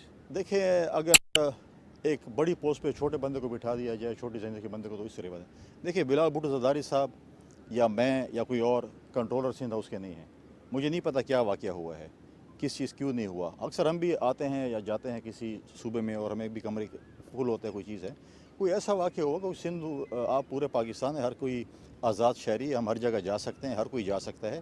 مجھے واقعے کا پتہ نہیں ہے, اور نہ جو ہے بلاول بھٹو صاحب یا میں جو ہے اس کے کوئی کنٹرولر ہیں. اور کوئی پاکستان میں کسی کو نہیں روک سکتا کہ آپ جو ہے کدھر جا سکتے ہیں کدھر نہیں جا سکتے. پاکستان کے ہر شہری کو آج میں جدھر کھڑا ہوں جس نے پاکستان تھا اس نے ہر پاکستان کے شہری کو حق دیا ہے. یہ بتائیے گا کہ آپ نے اچھی بات کی ہے کہ حقوق طریقے سے مانگے جاتے ہیں، لیکن کے پی کے کا وزیر اعلیٰ کہتا ہے کہ ہمیں حقوق نہیں دیے گئے تو ہم اسلام آباد پہ چڑھائی کریں گے. یہ کون سا منطق ہے کہ اسلام آباد پہ چڑھائی کریں گے؟ دیکھیں، پہلی بات تو یہ ہے کہ پاکستان میں آئین بھی ہے، قانون بھی ہے. اگر وزیر اعلیٰ صاحب اس قسم کے بیانات دیتے ہیں وہ چڑھائی کریں گے تو ان کے ساتھ قانونی طور پہ عمل درآمد ہوگا. تو اگر وہ چڑھائی کریں گے تو پھر مجھے نہیں لگتا کہ قانون کو اجازت دے گا کہ واپس خیبر پختونخوا جائیں گے. تو پھر قانون کو اجازت دے گا انہوں نے کسی اور گھر جانا ہے. لہٰذا میں سمجھتا ہوں کہ آپ ایک ذمہ دار عہدے پہ آ گئے ہیں. اپنی نالائکی اور نااہلی اور اپنی کوتاہی چھپانے کے لیے اگر آپ اسی قسم کے اسٹیٹمنٹ دیں تو میں نہیں سمجھتی کہ ٹھیک ہے.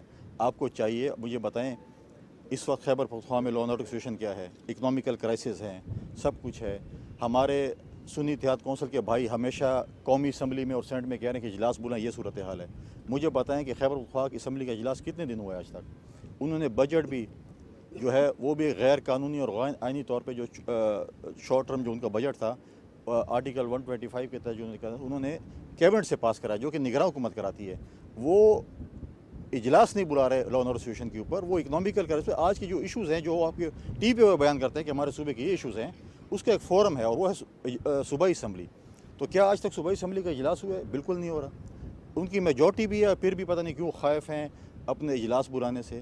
تو ایک فورمز ہے جو میں نے کہا ہے، میں نے پہلے ہی کہا ہے کہ میں یہاں کھڑے ہو کہ میں نہیں کہہ سکتا کہ وفاق ایسے کر دے ورنہ ایسے. فورمز ہیں موجود ہیں جہاں پر آپ کو اپنے کیس لڑنے پڑتے ہیں.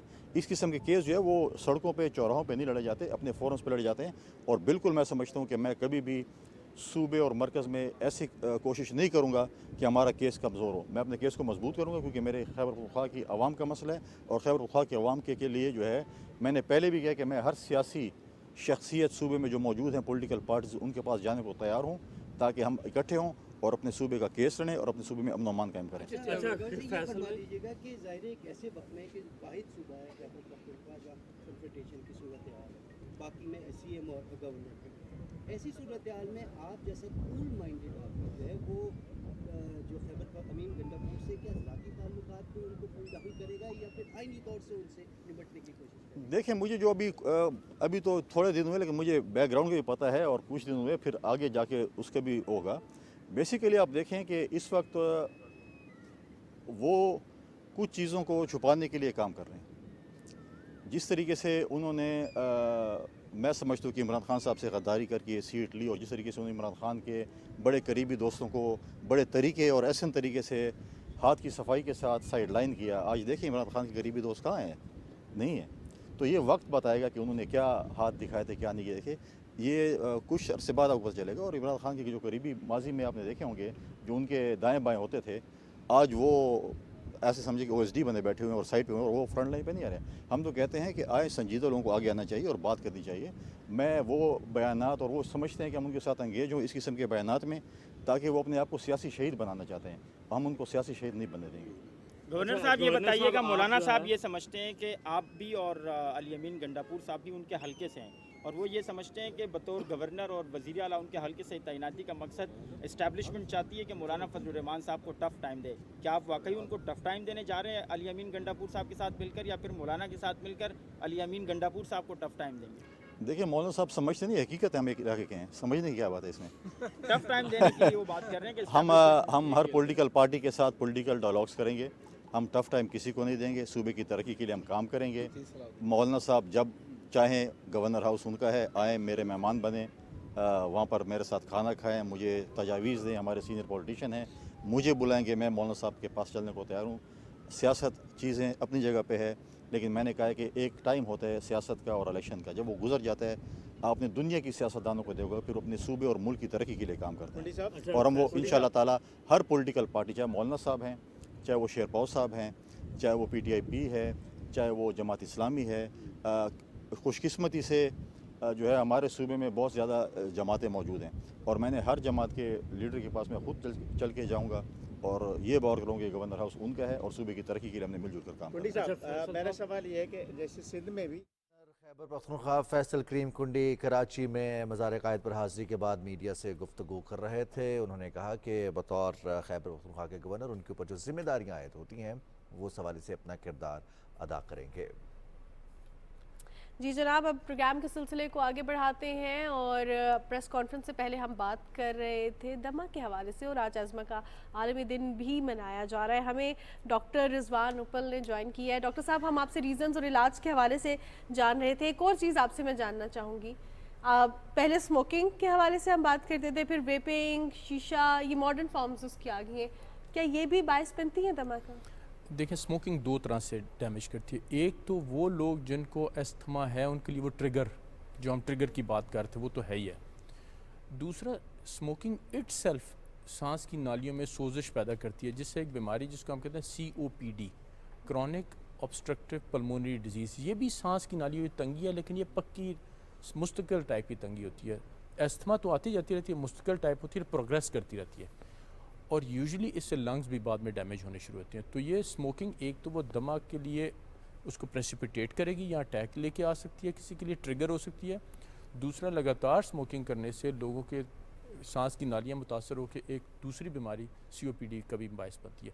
इसके अलावा तो स्मोकिंग के नुकसानात हैं ही हैं, लंग कैंसर हो गया, इवन ब्लड वेसल्स के अंदर, हार्ट के ऊपर, दिमाग की शरियाने, बाकी जो बारीक वेसल थी उनको काफ़ी मुतासर करती है स्मोकिंग। स्टेरॉइड्स की बात की थी महानूर ने डॉक्टर साहब, और हम उस बात को थोड़ा आगे बढ़ाएंगे कि बहुत सारे लोग वक्ती तौर पर और जल्दी इलाज के लिए कि हमें फ़ौरन से पहले रिलीफ मिल जाए स्टेरॉइड्स की तरफ चले जाते हैं। वो ख़तरनाक भी हो सकती है जैसे आपने कहा।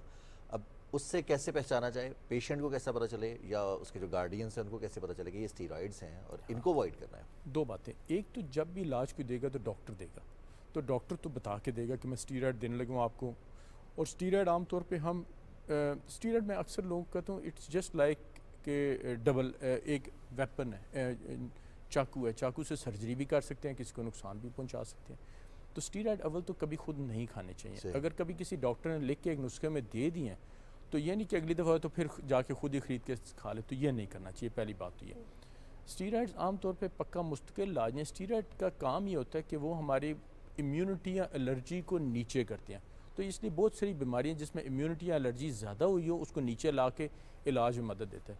तो चूँकि दमा है ही एलर्जी ज़्यादा होने का नाम, हमारी बॉडी की जो मुदाफ़ियत है उसके हाइपर होने का नाम है, तो उसको नीचे करते तो इलाज उसको हो जाता है। तो स्टीरॉयड वैसे इस्तेमाल नहीं करने चाहिए। दूसरी बात, पता कैसे चलेगा? देखिए, वो तो जब तक कोई हमें डॉक्टर नहीं बताएगा या हमें इन्फॉर्म मेडिसिन नहीं मिलेगी तब तक पता नहीं चल सकता कि क्या है। लेकिन स्टीरॉयड बहुत कड़वे होते हैं, ये गोलियां जो होती हैं मैदे में जलन कर सकती हैं ज़्यादा खाने से, तो हम ये लगातार नहीं देते। लगातार खाने से हमारी शुगर बढ़ना, वज़न बढ़ना, कई दफ़ा आप जो मैंने देहातों से इधर उधर से बच्चे या कोई पेशेंट देखे हैं जो आते हैं तो मैं उनको कहता हूँ आप क्या दवाई खाते? कहते कोई पता नहीं, कोई दे रहा था वैसे जी, सबसे बड़ा मसला ये। तो उसमें फिर एक निशानी होती है, बहुत ज़्यादा अरसा खाते हैं तो कुछ लुक्स बन जाती हैं।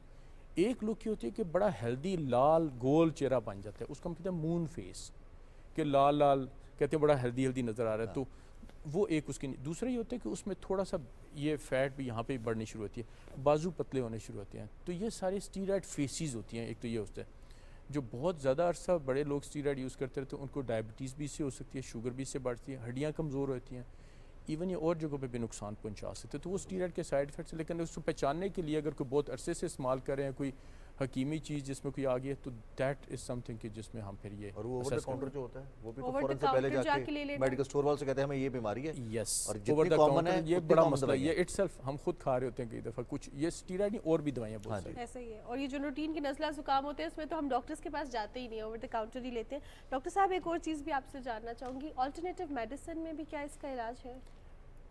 बिल्कुल, अल्टरनेटिव मेडिसिन हम कहते हैं other than main stream medicine. Main stream जिस तरह मैंने MBBS किया अगर, तो ये मेन स्ट्रीम मेडिसिन है। अल्टरनेटिव हम कहते हैं होम्योपैथी, हर्बल मेडिसिन, एक्यूपंक्चर, इस तरह की जो ट्रीटमेंट, इसको हम अल्टरनेटिव मेडिसिन कहते हैं। यस, अल्टरनेटिव मेडिसिन में है। यूजुअली हम मेन स्ट्रीम मेडिसिन वाले तो नहीं, लेकिन मेरा ज़ाती तौर पे होम्योपैथी पे मेरा बहुत अच्छा ट्रस्ट है और मैं उसको मानता भी हूँ। नॉट होम्योपैथी साइंस के तौर पे बात कर रहा हूँ, और usually that is also helpful for asthma. सही।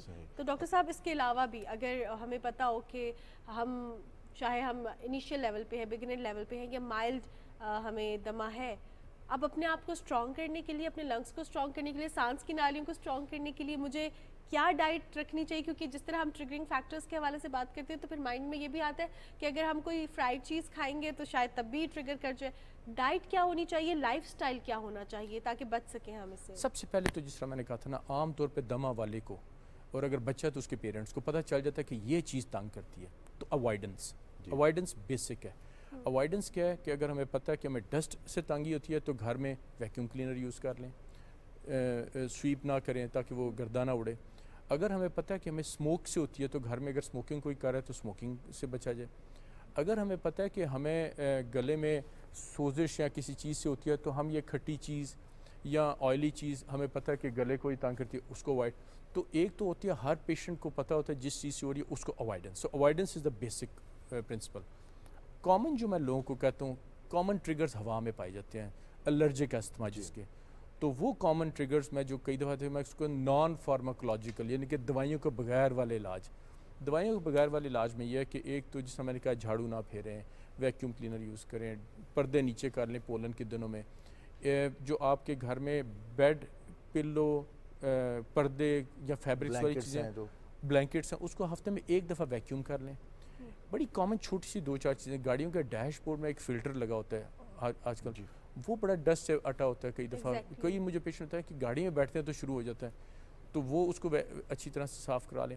جو ہمارے ایئر کنڈیشنر لگا ہوتا ہے سردیوں میں بھی گرمیوں میں، آج کل وہ ہیٹنگ پہ بھی ہوتا ہے، تو اس کو بھی ایک دفعہ سال میں اتروا کے صحیح طرح صاف کریں. ایک تو فلٹر صاف کرنا ہوتا ہے کیونکہ اس کے اندر بھی پارٹیکل. میرے پاس کئی پیشنٹس آئے جو کسی وہ ان کو پتہ نہیں چلتا تھا کچھ خاص انوائرمنٹ. یہ کمپیوٹر ٹاور جو ہوتا ہے چونکہ نیچے ہوتا ہے زمین کے لیول پہ، وہ بہت زیادہ ڈسٹ کیچ کر لیتا ہے. وہ پنکھا اس کو تو اس کو یہ بہت چھوٹی سی چیزیں ہیں. اس سے کچھ لوگوں کو ڈائٹ سے اسٹارچی ڈائٹس ہو گئی، اور کچھ کو میک اپ سے بھی ہوتا ہے، فیس پاؤڈر کی اس سے بھی. ایگزیکٹلی بالکل. کوئی ہیئر ڈائی لگائی تو سانسی تکلیف اور اسکن ریش شروع ہوگی. تو یہ اوائیڈنس از دا بیسک. مانور کہہ رہی تھی کہ خود کو اسٹرانگ کرنا اگر ہمیں احساس ہونا شروع ہو جائے، سب سے پہلے بڑا تو چیلنج ہوتا ہے کہ ہمیں ڈر لگتا ہے بیماریوں سے اور پھر ہم اس کو ایکسیپٹ نہیں کرتے. ڈینائل، ایکسیپٹنس ہی نہیں ہے بالکل صحیح کہہ رہے ہیں. اور پھر خدا نخواستہ اگر شادی ہے اور اگلی جنریشن کی بات ہے تو پیرنٹس اس طرف آتے ہی نہیں ہیں کہ جن 2 لوگوں کی شادی ہو رہی ہے ان کا کوئی اس طرح کا ٹیسٹ، کوئی میڈیکل ہسٹری شیئر کی جا سکے تاکہ خدا نخواستہ پوٹینشلی دمے کے پیشنٹس کو مزید تو بچایا جا سکے. اچھا ایک بات، جو پہلی بات آپ نے کی ڈینائل، یہ بڑی کامن چیز ہے. میرے پاس کئی دفعہ پیشنٹس آتے ہیں تو کہتے ہیں پتہ ہے دمہ ہے، نظر آ رہا ہے، سارے سمٹم بھی ہیں، تو ڈاکٹر صاحب دمہ تو نہیں ہے نا یہ؟ تو پھر میں ان کو بڑے مائلڈ ورڈز میں کہتا ہوں نہیں ہے نہیں، لیکن تھوڑا ہے بھی، لگ بھی رہا ہے، لیکن ٹھیک ہو جائے گا. تو ڈینائل نہیں ہونا چاہیے. اس کا پریونٹ کرنا، اس کو اپنے آپ کو مضبوط اسی سے ہوگا کہ ہم اس کو ہونے نہ دیں تو ہماری صحت ٹھیک رہے گی. تیسرا یہ اس کا شادیوں سے میں یوزلی، لیکن کچھ اور بیماریوں کے معاملے میں تھیلیسیمیا، اس کے لیے میں ضرور کہتا ہوں کہ پتہ ہونا چاہیے کیونکہ تھیلیسیمیا میجر ہو سکتا ہے. دمہ از سم تھنگ کہ جس کے اوپر اگر ہم پری میرٹل اس کو ذہن میں رکھیں، but it should not be absolute contraindication, میں بھی کنسیڈر کر لیں لیکن ناٹ دیٹ امپورٹنٹ. تھیلیسیمیا وغیرہ تو بہت سیریس چیزیں ہیں، اس حوالے سے بھی جو ہے بہت زیادہ کنسٹرینٹس ہیں، ریزسٹنس بہت زیادہ ہے. بالکل. ایک چیز جو میں ضرور اس پروگرام کے وسط سے کہنا چاہوں گا، تھوڑی سی ہٹ کے بھی ہے لیکن امپورٹنٹ، کووڈ کے بعد آدھا پاکستان ڈاکٹر ہو گیا. اور میرے پاس کئی دفعہ پیشنٹس آتے ہیں کہ ڈاکٹر صاحب گلا خراب ہوا تھا، الرجی سے ہوا تھا یا دمہ کے سانس، تو ہم نے نا اینٹی بایوٹک ایک ہوتی ہے ایزیتھرومائسین ایزومیکس شروع کر دیا، آگے کیا کریں؟ ہر ایک کے پاس امپورٹنٹ بات ہے یہ. اس وقت ہمارے ملک میں ریزسٹنٹ ٹائیفائڈ ہمارے ملک میں بھی گلوبلی بھی آیا، and it's a big threat کیونکہ اس لحاظ سے کہ عام ٹائیفائڈ کی دوائیوں کو رسپونڈ نہیں کرتا. اور اس میں مین جو میڈیسن یوزفل ابھی ہے ہمارے پاس وہ ایزومیکسی ایزیتھرومائسین. تو میں نے بلکہ اس پہ آرٹیکل بھی پبلش کیا، losing last bullet against typhoid. تو جب تک اور کوئی اینٹی بایوٹک نہیں آتی، اگر اس کو بھی ہم یوز کر کے ضائع کر دیں گے تو مریض کو فائدہ تو کوئی نہیں ہوتا اس کو دینے سے. تو ایک تو بیجا اینٹی بایوٹکس مت کھائیں. دمہ ہے اس کے لیے اینٹی الرجک لے لیں، دمہ ہے تو اس کے لیے نیبولائز کر لیں، انہیلر لے لیں، یا جو چیزیں جس طرح میں نے بتایا ان سے بچت کے لیے کر لیں. جن بچوں میں یا بڑوں میں بزرگوں میں استھما ہوتا ہے ان کو ویکسینیٹ ضرور کر دیں سال میں ایک دفعہ، کیونکہ جب فلو ہوگا، وائرس آئے گا تو وہ دما کو بھی پریسپیٹیٹ کر دے گا. تو یہ احتیاطی تدابیر. Thank you so much doctor Rizwan for your time.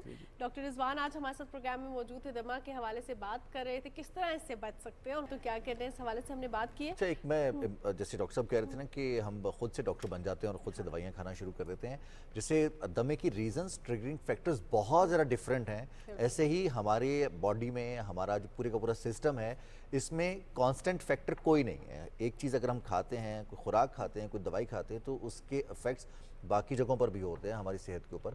تو ہم خود سے جو دوائی کھاتے ہیں وہ صرف ایک بیماری کا علاج نہیں ہوتا, وہ اور بہت سارے مسائل بھی پیدا کر سکتا ہے. ڈاکٹرز نے 5 سال کا MBBS کیا ہوتا ہے, اس کے بعد ہاؤس آف کی ہوتی ہے, پھر اسپیشلائزیشن کی ہوتی ہے, انہوں نے ایسے ہی نہیں کی ہوتی. وہ ایک ایڈ ہوتے ہیں نا 15 دن میں ڈاکٹر بنی ہے, تو 15 دن میں ڈاکٹر نہیں بننا, کیونکہ آپ جو ہے اپنی زندگی کے ساتھ کھیل رہے ہیں. بالکل, اور کسی کی زندگی کے ساتھ بھی جو مشورے دیتے ہیں. بالکل جناب, ایسے کسی کی زندگی کے ساتھ نہیں کھیلنا. ڈاکٹر کے مشورے سے جو بھی ادویات استعمال کریں ہمیشہ ڈاکٹر کے مشورے سے استعمال کریں. پروگرام کا سلسلہ آگے بڑھائیں گے لیکن ایک بریک کے بعد.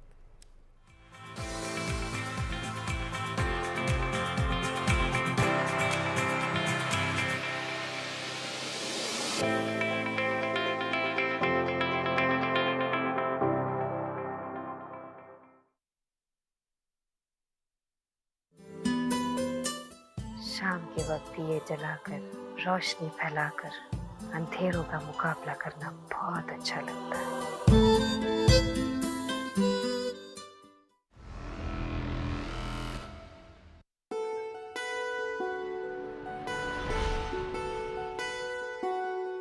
ناز نام ہے میرا.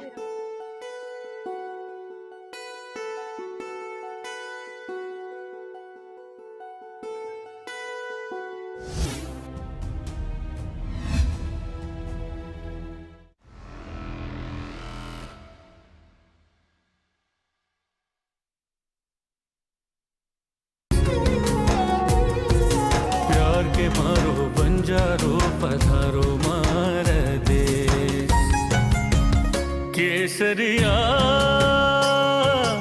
बाल मुझे पधारो पधारो मार देश देश रे पधारो मार देश.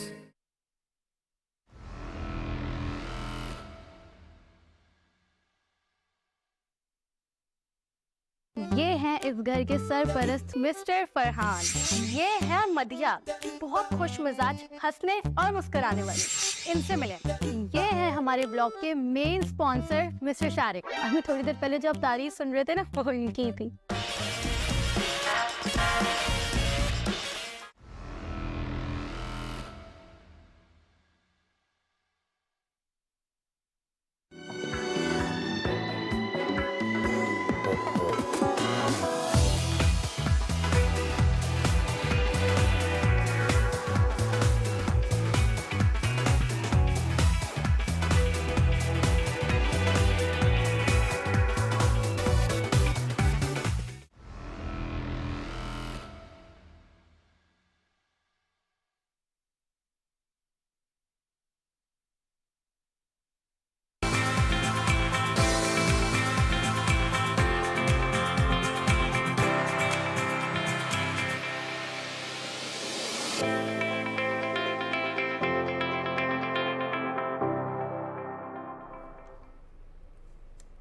جی جناب, ویلکم بیک ان صبح پاکستان. اور صبح پاکستان میں ہم ایسے لوگوں کو فیچر کرتے رہتے ہیں جنہوں نے پاکستان کا نام روشن کیے. لیکن رضوان, بہت ہم فخر محسوس کرتے ہیں ایسے اسٹوڈنٹس کے حوالے سے بات کرتے ہوئے یا ان کو اسٹوڈیو میں انوائٹ کرتے ہوئے جو کہ اپنی اسٹوڈنٹ لائف میں ایسے ایسے کارنامے سر انجام دے رہے ہیں کہ نہ صرف پاکستان کا نام پاکستان میں روشن کریں بلکہ اکراس دا گلوب روشن کریں. تو ہم بات کریں جی 49ویں بین الاقوامی conference of soft ware engineering کی, جس میں مختلف ممالک کے طلبہ نے حصہ لیا ہے. اور ہمارے جو طلبہ ہیں انہوں نے ایک ریسرچ پیپر دیا ہے, اور یہ ریسرچ پیپر ہے آرٹیفیشل انٹیلیجنس کے حوالے سے. اور اس کی خاصیت یہ ہے کہ اس ریسرچ پیپر کی وجہ سے بہت سارے جو ماہرین ہیں, ایکسپرٹس ہیں, ان کو آسانیاں ملیں گی, ان کو سہولیات ملیں گی. اب یہ ریسرچ پیپر ہے کیا, یہ آئیڈیا کہاں سے آیا, اس پہ کتنی محنت لگی, اور یہ جو گائیڈ لائن ہے بیسیکلی یہ پوری کی پوری کس طرح سے ایک آنے والے اسٹوڈنٹس کو اور موجود جو ہے اس فیلڈ میں وہ ان کے لیے किस तरह से आसानियां पैदा करेगी, तो हम उन्हीं से जानते हैं जिन्होंने ये रिसर्च पेपर लिखा है। और इसकी फाइंडिंग्स क्या है, इस पर बात करने के लिए हमें इन्हीं दो स्टूडेंट्स ने ज्वाइन किया है। हमें प्रोग्राम में ज्वाइन किया है जी हारिस ने और आशीष ने ज्वाइन किया है। हमें दोनों को welcome to the show. Thank you. Haris, आपसे स्टार्ट करेंगे, ये क्या आइडिया था, कहाँ से आपको पता चला इस कंपटीशन के हवाले से, और किस चीज़ पे आपका ये रिसर्च पेपर है? जी थैंक यू वेरी मच। हमारी research paper is on artificial intelligence, machine learning पे हमने रिसर्च पेपर पूरा लिखा है। ये एक टूल कंपटीशन था जो कि लॉन्च किया NLBSC ने, which is a workshop of software engineering, conference of software engineering की। तो एक टूल कंपटीशन था, इसके लिए हम गए पोर्चुगल, लिस्बन, उधर जाके हमने अपना पेपर प्रेजेंट किया, सारा रिसर्च फाइंडिंग्स सारा उनको प्रेजेंट की। और research paper is on automated software engineering के टास्क ऑटोमेट किया हमने। ऑटोमेटेड सॉफ्टवेयर इंजीनियरिंग, जी ऑटोमेटेड सॉफ्टवेयर इंजीनियरिंग तो ऑलरेडी ऑटोमेटेड होती है, इसको मजीद ऑटोमेटेड आर्टिफिशियल इंटेलिजेंस ही कर सकती है। जी ऐसे एग्जैक्टली, आर्टिफिशियल इंटेलिजेंस यूज़ करके हमने उसके जो टास्क हैं उसको और ईजी कर दिया। जो पहले टास्क ह्यूमन लेबर कर रही थी, जो कि जिसको 12 to 13 वर्किंग डेज लगते थे, हमने उसको कंप्राइज करके अपने मॉडल के थ्रू उसको ईजी कर दिया। विद इन मिनट्स और विद इन सेकेंड्स हम अब वो काम ऑटोमेटिकली कर सकते हैं। ज़बरदस्त। तो आशीष, कैसे ये, कितने लोगों की मेहनत थी, कितने दिन की है, कितने अरसे की ये रिसर्च थी? तो बेसिकली हम अंडर ग्रेजुएट स्टूडेंट्स हैं फास्ट न्यूसेस इस्लामाबाद कैंपस के, और हम इस चैलेंज को हमने एज एन FIP लिया था। ये आज तक शायद पाकिस्तान से भी वी वर वहाँ पे जो हम थे, we were the only Pakistanis there, और we were the youngest through out the conference. अच्छा। पूरे इक्सी में, क्योंकि we were competing with PhDs, we were competing with professors, और जो हमारे जो थर्ड आया that is out of hundreds of submissions, जिसमें से there were only 5 accepted papers, जिसमें से हमारा अल्हम्दुलिल्लाह थर्ड आया था। जितने साल की मेहनत है, तो एक पूरे साल की मेहनत है हमारी। इसमें जो मेन हम दो तो थे, हमारे साथ हमारा तीसरा FIP पार्टनर था जिसका नाम मोहम्मद उज़ैर है, और हमारे सुपरवाइज़र डॉक्टर खुबैब हैं जो हमारे प्रोफेसर हैं, हमारे सुपरवाइज़र हैं, जिन्होंने थ्रू आउट द प्रोसेस हमें गाइड किया। जो बेसिकली हम बेसिकली अचीव करके वो ये था कि हम issue reports, GitHub issue reports, और उनको हमने ऑटोमेटिकली क्लासीफाई कर दिया 3 बेसिक लेवल्स में। वो कर क्या रहा है कि जो हमारी क्वालिटी एश्योरेंस की टीम्स होती है एक सॉफ्टवेयर इंजीनियरिंग SDLC में, वो उसके लिए क्या आसानी हो जाती है कि अब उन्हें मैन्युअली क्लासीफाई नहीं करना पड़ रहा। अच्छा। वो इशूज़ पढ़ के और फिर वो नहीं बताएंगे कि ये इशू बेसिकली एक बग है या एक फीचर रिक्वेस्ट है, या वो एक क्वेश्चन है कि आपका जो कस्टमर पूछे या आपका दूसरा डेवलपर पूछे। ये हमने इसके लिए एक ML मॉडल, रॉबर्टा लार्ज करके एक ML मॉडल होता है, जिसको हमने फाइन ट्यून किया है, जो अभी हगिंग फेस पे भी डिप्लॉयड है, जो कि पूरी दुनिया अब यूज़ कर सकती है, क्योंकि हमारा model is a better model. ज़बरदस्त। तो ये हमने रिलीज़ किया है। तो basically we are so happy competing with PhDs। सबसे इंटरेस्टिंग चीज़ ये है कि अगर सुपरवाइज़र भी मौजूद हैं, स्टूडेंट्स हैं, तो वहाँ पर रिसर्च पेपर, मेरे ज़हन में यही था कि रिसर्च पेपर आता है तो यकीनी तौर पर PhD के लिए या तो ये स्टूडेंट्स अप्लाई कर चुके हैं या फिर ये PhD एनरोल्ड है, लेकिन अभी ये अंडर ग्रेजुएट हैं, पोस्ट ग्रेजुएट भी नहीं है, तो वहाँ पर रिसर्च पेपर नहीं। बिल्कुल। और FIP पे आपने चैलेंज लिया इससे, तो क्या अपने साथ के जो पार्टनर्स थे वो हारिस खुद सेलेक्ट किए, फ्रेंड्स थे आप आपस में, या बाद में जब काम स्टार्ट किया तो देन यू बिकेम फ्रेंड्स? नहीं, हम तो फर्स्ट सेमेस्टर से फ्रेंड्स हैं, सारों की बड़ी अच्छी बॉन्डिंग है, टीम वर्क हमें बड़ा अच्छा आता है, हम एक दूसरे को बड़ी अच्छी तरह जानते हैं, हमें एक दूसरे पे कॉन्फिडेंट है कि हम तीनों मिलके काफ़ी अच्छा परफॉर्म कर सकते हैं, तो इसलिए हमने साथ स्ट्रेंथ एंड वीकनेसेस का भी आइडिया है। मैं कहूँगा कि हम तीनों जो हैं, जो पार्टनर्स हैं, हमारी डिफरेंट सेट ऑफ स्किल्स हैं, मतलब हम तीनों एक दूसरे की स्किल्स को कॉम्प्लीमेंट करते हैं। जैसे कि हारिस डेवलपमेंट में बहुत अच्छा है, उज़ैर फ्रंट एंड डेवलपमेंट में बहुत अच्छा है, मेरा प्रोजेक्ट मैनेजमेंट का काम रहा है हमेशा से, आई टेक दैट रोल। तो हम तीनों एक दूसरे को कॉम्प्लीमेंट करके we were able to achieve this. तो आइडिया किसने पेश किया था तीनों में से? आइडिया हमारे सर का था, सुपरवाइजर का आइडिया। सुपरवाइजर स्टॉक इन अस। अच्छा। तो उन्होंने कहा कि ये है, आज तक किसी ने किया नहीं है, give it a shot, if it happens it's good, if it doesn't happens you complete your FIP, you'll learn something new। अच्छा हारिस, होता ये कि एक आइडिया आया जी, उसमें से एक होता है जो बहुत एंथुजियास्टिक होता है कि हाँ हम करेंगे, और एक होता है उसी ग्रुप में से जो कहता है कि इसमें ये मसाइल हो सकते हैं, ये हमारे लिए बैरियर्स हैं, तो ये करें नहीं करें मुश्किलात होती हैं। ये रोल किस किस का था? देखें, जो ये वाला रोल था ना, जो आप कह रहे हैं कि लिमिटेशंस को वो करना, वो मेरा रोल है। अच्छा। तो जब हम भी ये कर रहे थे तो मैं सोचा ये हम कर पाएंगे कि नहीं, क्योंकि हमने जब डिसाइड किया कि हम ये करेंगे तो we wanted to do it, यानी ऐसा नहीं था जो सर ने आखिरी में कहा कि बस कर लो FIP तो हो ही जाए। we didn't want to do it. We want to like represent Pakistan. تو پھر لیکن اس کے لیے ہم نے پہلے ایک پورا لٹریچر ریویو کیا جو پہ الگ پیپر ہے جو کہ پبلشڈ ہے وہ بھی ڈفرینٹ کانفرنس میں, اور اس کے بعد پھر ہم نے پوری ایک فیزیبلٹی اسٹڈی کی کہ آئدر یہ ہو بھی سکتا ہے کہ نہیں, لیکن ہمیں بہت پرومسنگ ریزلٹس دکھے from the very start from our literature review, تو پھر we decided to take it on. Amazing. So Haris مجھے یہ بتائیے گا, جس طرح ابھی آشیش بھی بات کر رہے تھے کہ ہوتا یہ ہے کہ کہتے ہیں فائنلی پروجیکٹ ہے بس اس کو کر لو, اس کے بعد ہم will do some thing together, کیونکہ ایک اس کی اسپیسیفک ڈیڈ لائن ہوتی ہے, پھر پریشر ہوتا ہے اور سبجیکٹس کا بھی کام کرنا ہے, اسٹڈیز کا, اینڈ ایٹ دا اینڈ آپ یہی چاہ رہے ہوتے ہیں کہ go for a job, and یہ چیزیں تو سیکنڈری ہیں, پرائمری نہیں ہیں. اس میں ایک دوسرے کو راضی کرنا کتنا مشکل یا آسان تھا, یا ساروں کا ایک ہی ویژن تھا, گول یہی تھا کہ پاکستان کو ریپرزینٹ کرنا ہے, یا کوئی یہ چاہ رہا تھا کہ ول ڈو دیٹ لیٹر اور باقی نے کسی نے فورس کیا, دوست نے سمجھایا؟ نہیں, اس کی تو ڈیڈ لائن تھی, تو ہم تینوں کا ویژن یہی تھا کہ ہم نے اس کو کرنا ہی کرنا ہے اور پاکستان کو ریپرزینٹ کرنا ہے. ہم تینوں کا سیم ویژن تھا, ہم تینوں نے ساتھ مل کے اس پہ کام کیا. جہاں کی بات ہے ہم تینوں کا آگے ماسٹرز کا پلان ہے, ہم تینوں کا ریسرچ میں جانے کا پلان ہے, تو ہم تینوں کا کمبائنڈ گول یہی تھا کہ ہم تینوں مل کے اس کو فارم کریں, اس میں پارٹ لیں, فرسٹ پارٹ لیں, پھر اس کو ون کریں. تو الحمدللہ third position is good position for us. اور ناظرین آپ کو بتا چلیں کہ فیوچر سائنٹسٹ آرٹیفیشل انٹیلیجنس کے سائنٹسٹ ہمارے ساتھ موجود ہیں اسٹوڈیوز میں, اور ہم ان سے بات کر رہے ہیں. تو ایک جو سب سے بڑا ایشو آتا ہے, جیسے ہی ہم بڑھتے ہیں اپنی زندگی میں آگے بڑھتے ہیں, ایجوکیشن ختم ہوتی ہے, جیسے مانور کہہ رہی تھی کہ اپنی فیلڈ چوز کرنی ہوتی ہے, سیم فیلڈ میں بھی اختلافات آتے ہیں. چونکہ آپ لوگوں نے پوزیشن حاصل کی ہے اور یہ اپنی نوعیت کا پہلا کیس ہے جس میں آپ نے انڈر گریجویٹ ریسرچ پیپر پیش کیا ہے, تو یہ پرومس ناظرین سے بھی کریں اور آپس میں بھی کریں کہ اختلافات آئیں تو لیکن اس کام کو ایسے ہی جاری رکھتے ہیں, اس کو چھوڑنا نہیں ہے. جی بالکل نہیں, یہ کام ایسا ہے بھی نہیں, کیونکہ یہ کام پہ ہم نے اتنا ایفرٹ انویسٹ کر دیا ہے کہ اب یہ ایسا کام بھی نہیں ہے کہ ہم اس کو چھوڑیں گے, کیونکہ اوبیسلی ہم چاہتے ہیں کہ وہ جو انویسٹمنٹ ہم نے کیا اس کے ہمیں ROI بھی ملے, ریٹرن آف انویسٹمنٹ بھی ملے. تو انشاءاللہ یہ آن گوئنگ پروسیس ہے, اور مل کے اسٹارٹ کیا ہے تو مل کے اس کو آگے بڑھانے میں. حارث, چیلنجز کیا آئے؟ کیونکہ ہم دیکھتے ہیں کہ sometimes we have the family commitments, other partner is not having that much family commitments.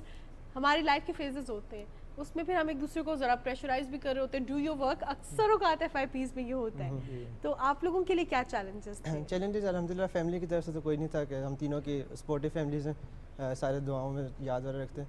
تو اس کے علاوہ جو ریسورسز کا تھوڑا سا پرابلم آیا تھا کہ کمپیوٹیشن ریسورسز ہمارے پاس لمیٹڈ تھے, وہ ہمیں تھوڑا سا انویسٹ کر کے اس کو اپنے کمپیوٹرز اور اپڈیٹ کرنے پڑے. اس کے ساتھ لرننگ ریسورسز کا تھوڑا سا پرابلم تھا کہ ہم کافی دیر ہم ریسرچ والا کرتے رہے, ہمیں ریسرچ میں کرنے میں اور اس کے بہتر آؤٹ کم نکالنے کے لیے ہمیں تھوڑا سا ریسرچ کرنی پڑی. وہ تو ورک پورا پروگریس تھا. اس کے علاوہ کوئی اس طرح آپ کے بہت ہارڈ چیلنج نہیں تھا ہمارے لیے, ہم الحمدللہ کرتے رہے, سب کچھ صحیح رہا. روٹین چیلنجز تھے جی, اور یونیورسٹی سٹاف بھی, پروفیسرز بالکل سارے پروفیسرز کوآپریٹیو تھے, سپروائزرز تھے وہ کوآپریٹیو تھے. ہم ان سے جو بھی ہیلپ چاہیے تھی ہم جاتے تھے ان کے پاس, ہمیں بٹھا کے سارا کچھ سمجھاتے تھے, سارا کلیئر کرتے تھے. تو آشیش, یونیورسٹی میں آپ کے باقی کلاس فیلوز بھی ہوتے ہیں, باقی بیچ میٹس بھی ہوتے ہیں, پھر اور ایکسٹرا کریکولر ایکٹیویٹیز چل رہی ہوتی ہیں, سب دل چاہتا ہے اسی ایج میں کریں گے. بہت سارے لوگ تو کو موٹیویٹ کرتے ہیں کہ ابھی نہیں کرنا تو پھر کب کرنا ہے.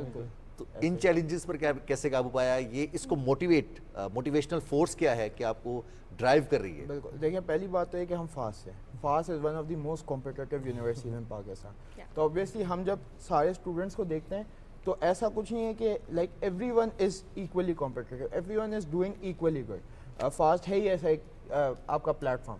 دوسری بات, جہاں تک آپ نے کہا ایکسٹرا کریکولرس, تو اس کا جواب میں بہت اچھے سے, کیونکہ میں خود فاسٹ کی والی بال ٹیم کا کیپٹن. اچھا, تو میرے لیے ہمیشہ یہ ہوتا ہے کہ میں ایک ورک لائف بیلنس رکھتا ہوں, اور ساتھ میں کام بھی ہوتا ہے جو جابس وغیرہ ہم کر رہے ہیں, تو ہمیں یہ رکھنا پڑتا ہے. اور یہ ایک ایسی چیز تھی کہ اس میں ہمیں اتنا انٹرسٹ آ گیا کہ ہم اس کو چھوڑ نہیں رہے تھے. Like it was every day that we were doing work on it, every day کچھ نیا ہم ڈسکور کر رہے تھے یا کوئی, کیونکہ سافٹ ویئر انجینئرنگ کا یہ کہ چھوٹی سی چیز چینج کرنے سے ایکوریسی میں بہت فرق آ جاتا ہے. لائک جیسے ہمارا ابھی جو ایکوریسی ہے وہ 84.2 ہے, ٹھیک ہے, اور اس کے لیے جو ہم نے آئٹریشن اسٹارٹ کی تھی وہ 16% سے اسٹارٹ کی تھی, کہ جب ہم نے اسٹارٹ کیا تھا ماڈل ٹرین کرنا اپنا, تو ہماری جو پہلی ایکوریسی آئی تھی وہ 16%, اس کو ہم لائے 84 تک. تو اٹس آل آئٹریٹیو پروسیس, یہ ہمیں روز جا کے پھر یہ کوئک کرتے ہیں, یہ چیز چینج کرتے ہیں, یہ ہائپر پیرامیٹر چینج کرتے ہیں, اور ٹوئکس کے بیچ میں ہوتی رہتی ہے, obviously یہ کام ہی ایسا ہے. تو حارث, اب جس طرح آپ نے کہا کہ سب نے ماسٹرز کرنا ہے, آگے اس پہ کام کرنا ہے, what is your vision in that? کیا آپ چیز دیکھتے ہیں, آپ آرٹیفیشیل انٹیلیجنس کا ہی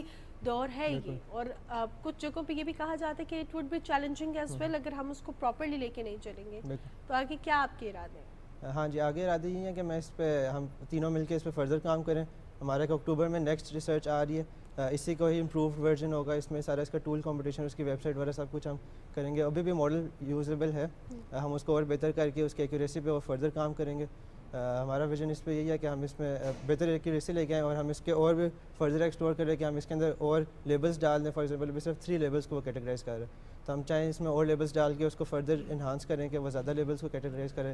مور ڈیٹا سیٹ پہ ہم ٹرین کر سکتے ہیں اس کو, اس کی پری پروسیسنگ بہتر کر سکتے ہیں, ماڈلس کے انٹرنل بہتر کر کے اس کی ایکوریسی کو زیادہ امپروو کر سکتے ہیں. زبردست. اور مانور, سافٹ ویئر انجینئرز موجود ہوں, اور ایک ایسا سوال ہے جو دنیا کے ہر سافٹ ویئر انجینئر سے ہوتا ہے, تو وہ ہم کیوں نہ کریں سوال والا, موبائل ہیک کر لیتے ہیں. میں سمجھے رضوان پوچھوں گے ونڈوز انسٹال کر لیتے ہیں. موبائل ہیک یہ ویسے ایک سائبر سیکیورٹی کے اسٹوڈنٹ سے ایک بہتر ریلیونٹ سوال ہے. ہم تو سافٹ ویئر انجینئرنگ کے, لیکن سافٹ ویئر انجینئر سے پوچھا جاتا ہے, لیکن وہ سیکھ ہی لیتے ہیں.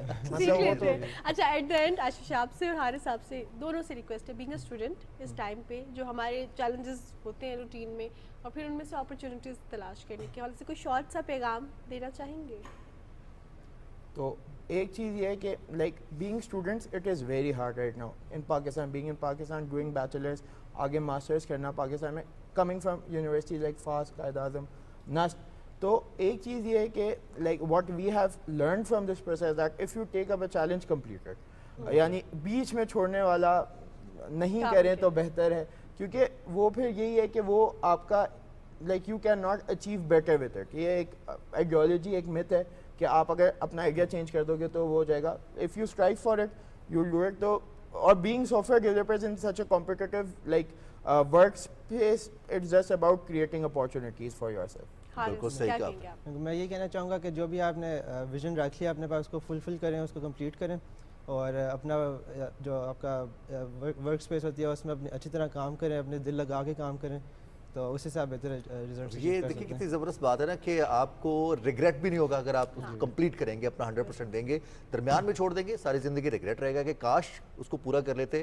پھر ایک لیبل لگ جاتا ہے کہ یہ شخص تو کام پورا کرتا ہے. زندگی میں کاش آنی بھی نہیں چاہیے. بہت شکریہ حارث فار یور ٹائم, بہت شکریہ Ashish for your time. Congratulations and we are so proud of you. We feel so proud کہ جب ہم ایسے اسٹوڈنٹ سے بات کرتے ہیں جو کہ پاکستان کا نام روشن کر رہے ہیں, ہم دیکھتے ہیں کہ ہرڈلس کو اگنور کرتے ہوئے, عبور کرتے ہوئے اپرچونیٹیز تلاش کر رہے ہیں, اور you know they are doing amazing work. جو ہم ہمیشہ کہتے ہیں یہ چیز نہیں ہے, وہ چیز نہیں ہے, ان تمام چیزوں کو اگنور کر کے جو بھی اللہ تعالیٰ نے آپ کو ریسورسز دیے ان میں سے اپرچونیٹی تلاش کرنا, ان میں سے آگے بڑھنا, یہ بہت زیادہ ضروری ہے. کہیں کہ اچیورس ایٹیٹیوڈ. اور یہ دونوں اسٹوڈنٹس جو کہ انڈر گریجویٹ ہیں, ابھی یونیورسٹی کے اسٹوڈنٹ ہیں, لیکن 49ویں عالمی کانفرنس جو سافٹ ویئر انجینئرنگ کی تھی اس میں آئیڈیا پیش کیا, نہ صرف آئیڈیا پیش کیا بلکہ تیسری پوزیشن بھی حاصل کی, اور دنیا میں اپنی نوعیت کا پہلا ریسرچ پیپر بھی ہے کہ آرٹیفیشیل انٹیلیجنس کیسے ہیلپ فل ہو سکتی ہے. آلریڈی سب کو معلوم ہے کہ یہ کیسے ہیلپ فل ہے, لیکن اب یہ ڈیولپرز کے لیے جو سافٹ ویئر ڈیولپ کر رہے ہیں ان کو کیسے مدد کرے گی. ویسے تو کہا جاتا ہے کہ ان کی مدد تو کون کر سکتا ہے کیونکہ وہ آلریڈی اتنے ذہین ہوتے ہیں. ویسے ہم امید کرتے ہیں کہ ہمارے یہ اسٹوڈنٹس بھی اور اسٹوڈنٹس بھی زبردست کام کرتے رہیں گے, اور ہم اسی طرح جو ہے ان پر فخر کرتے رہیں گے, اور اسی طرح ان کو پروگرام میں ان کو حصہ بناتے رہیں گے, ان کا انٹرویوز کرتے رہیں گے, ان کو فیچر کرتے رہیں گے. آج کے پروگرام سے اتنا ہی. اپنی میزبان مانور قریشی اور رضوان علی کو اجازت دیجیے. انشاءاللہ کل صبح آپ سے ملاقات ہوگی. اپنا بہت سارا خیال رکھیے گا. اللہ حافظ.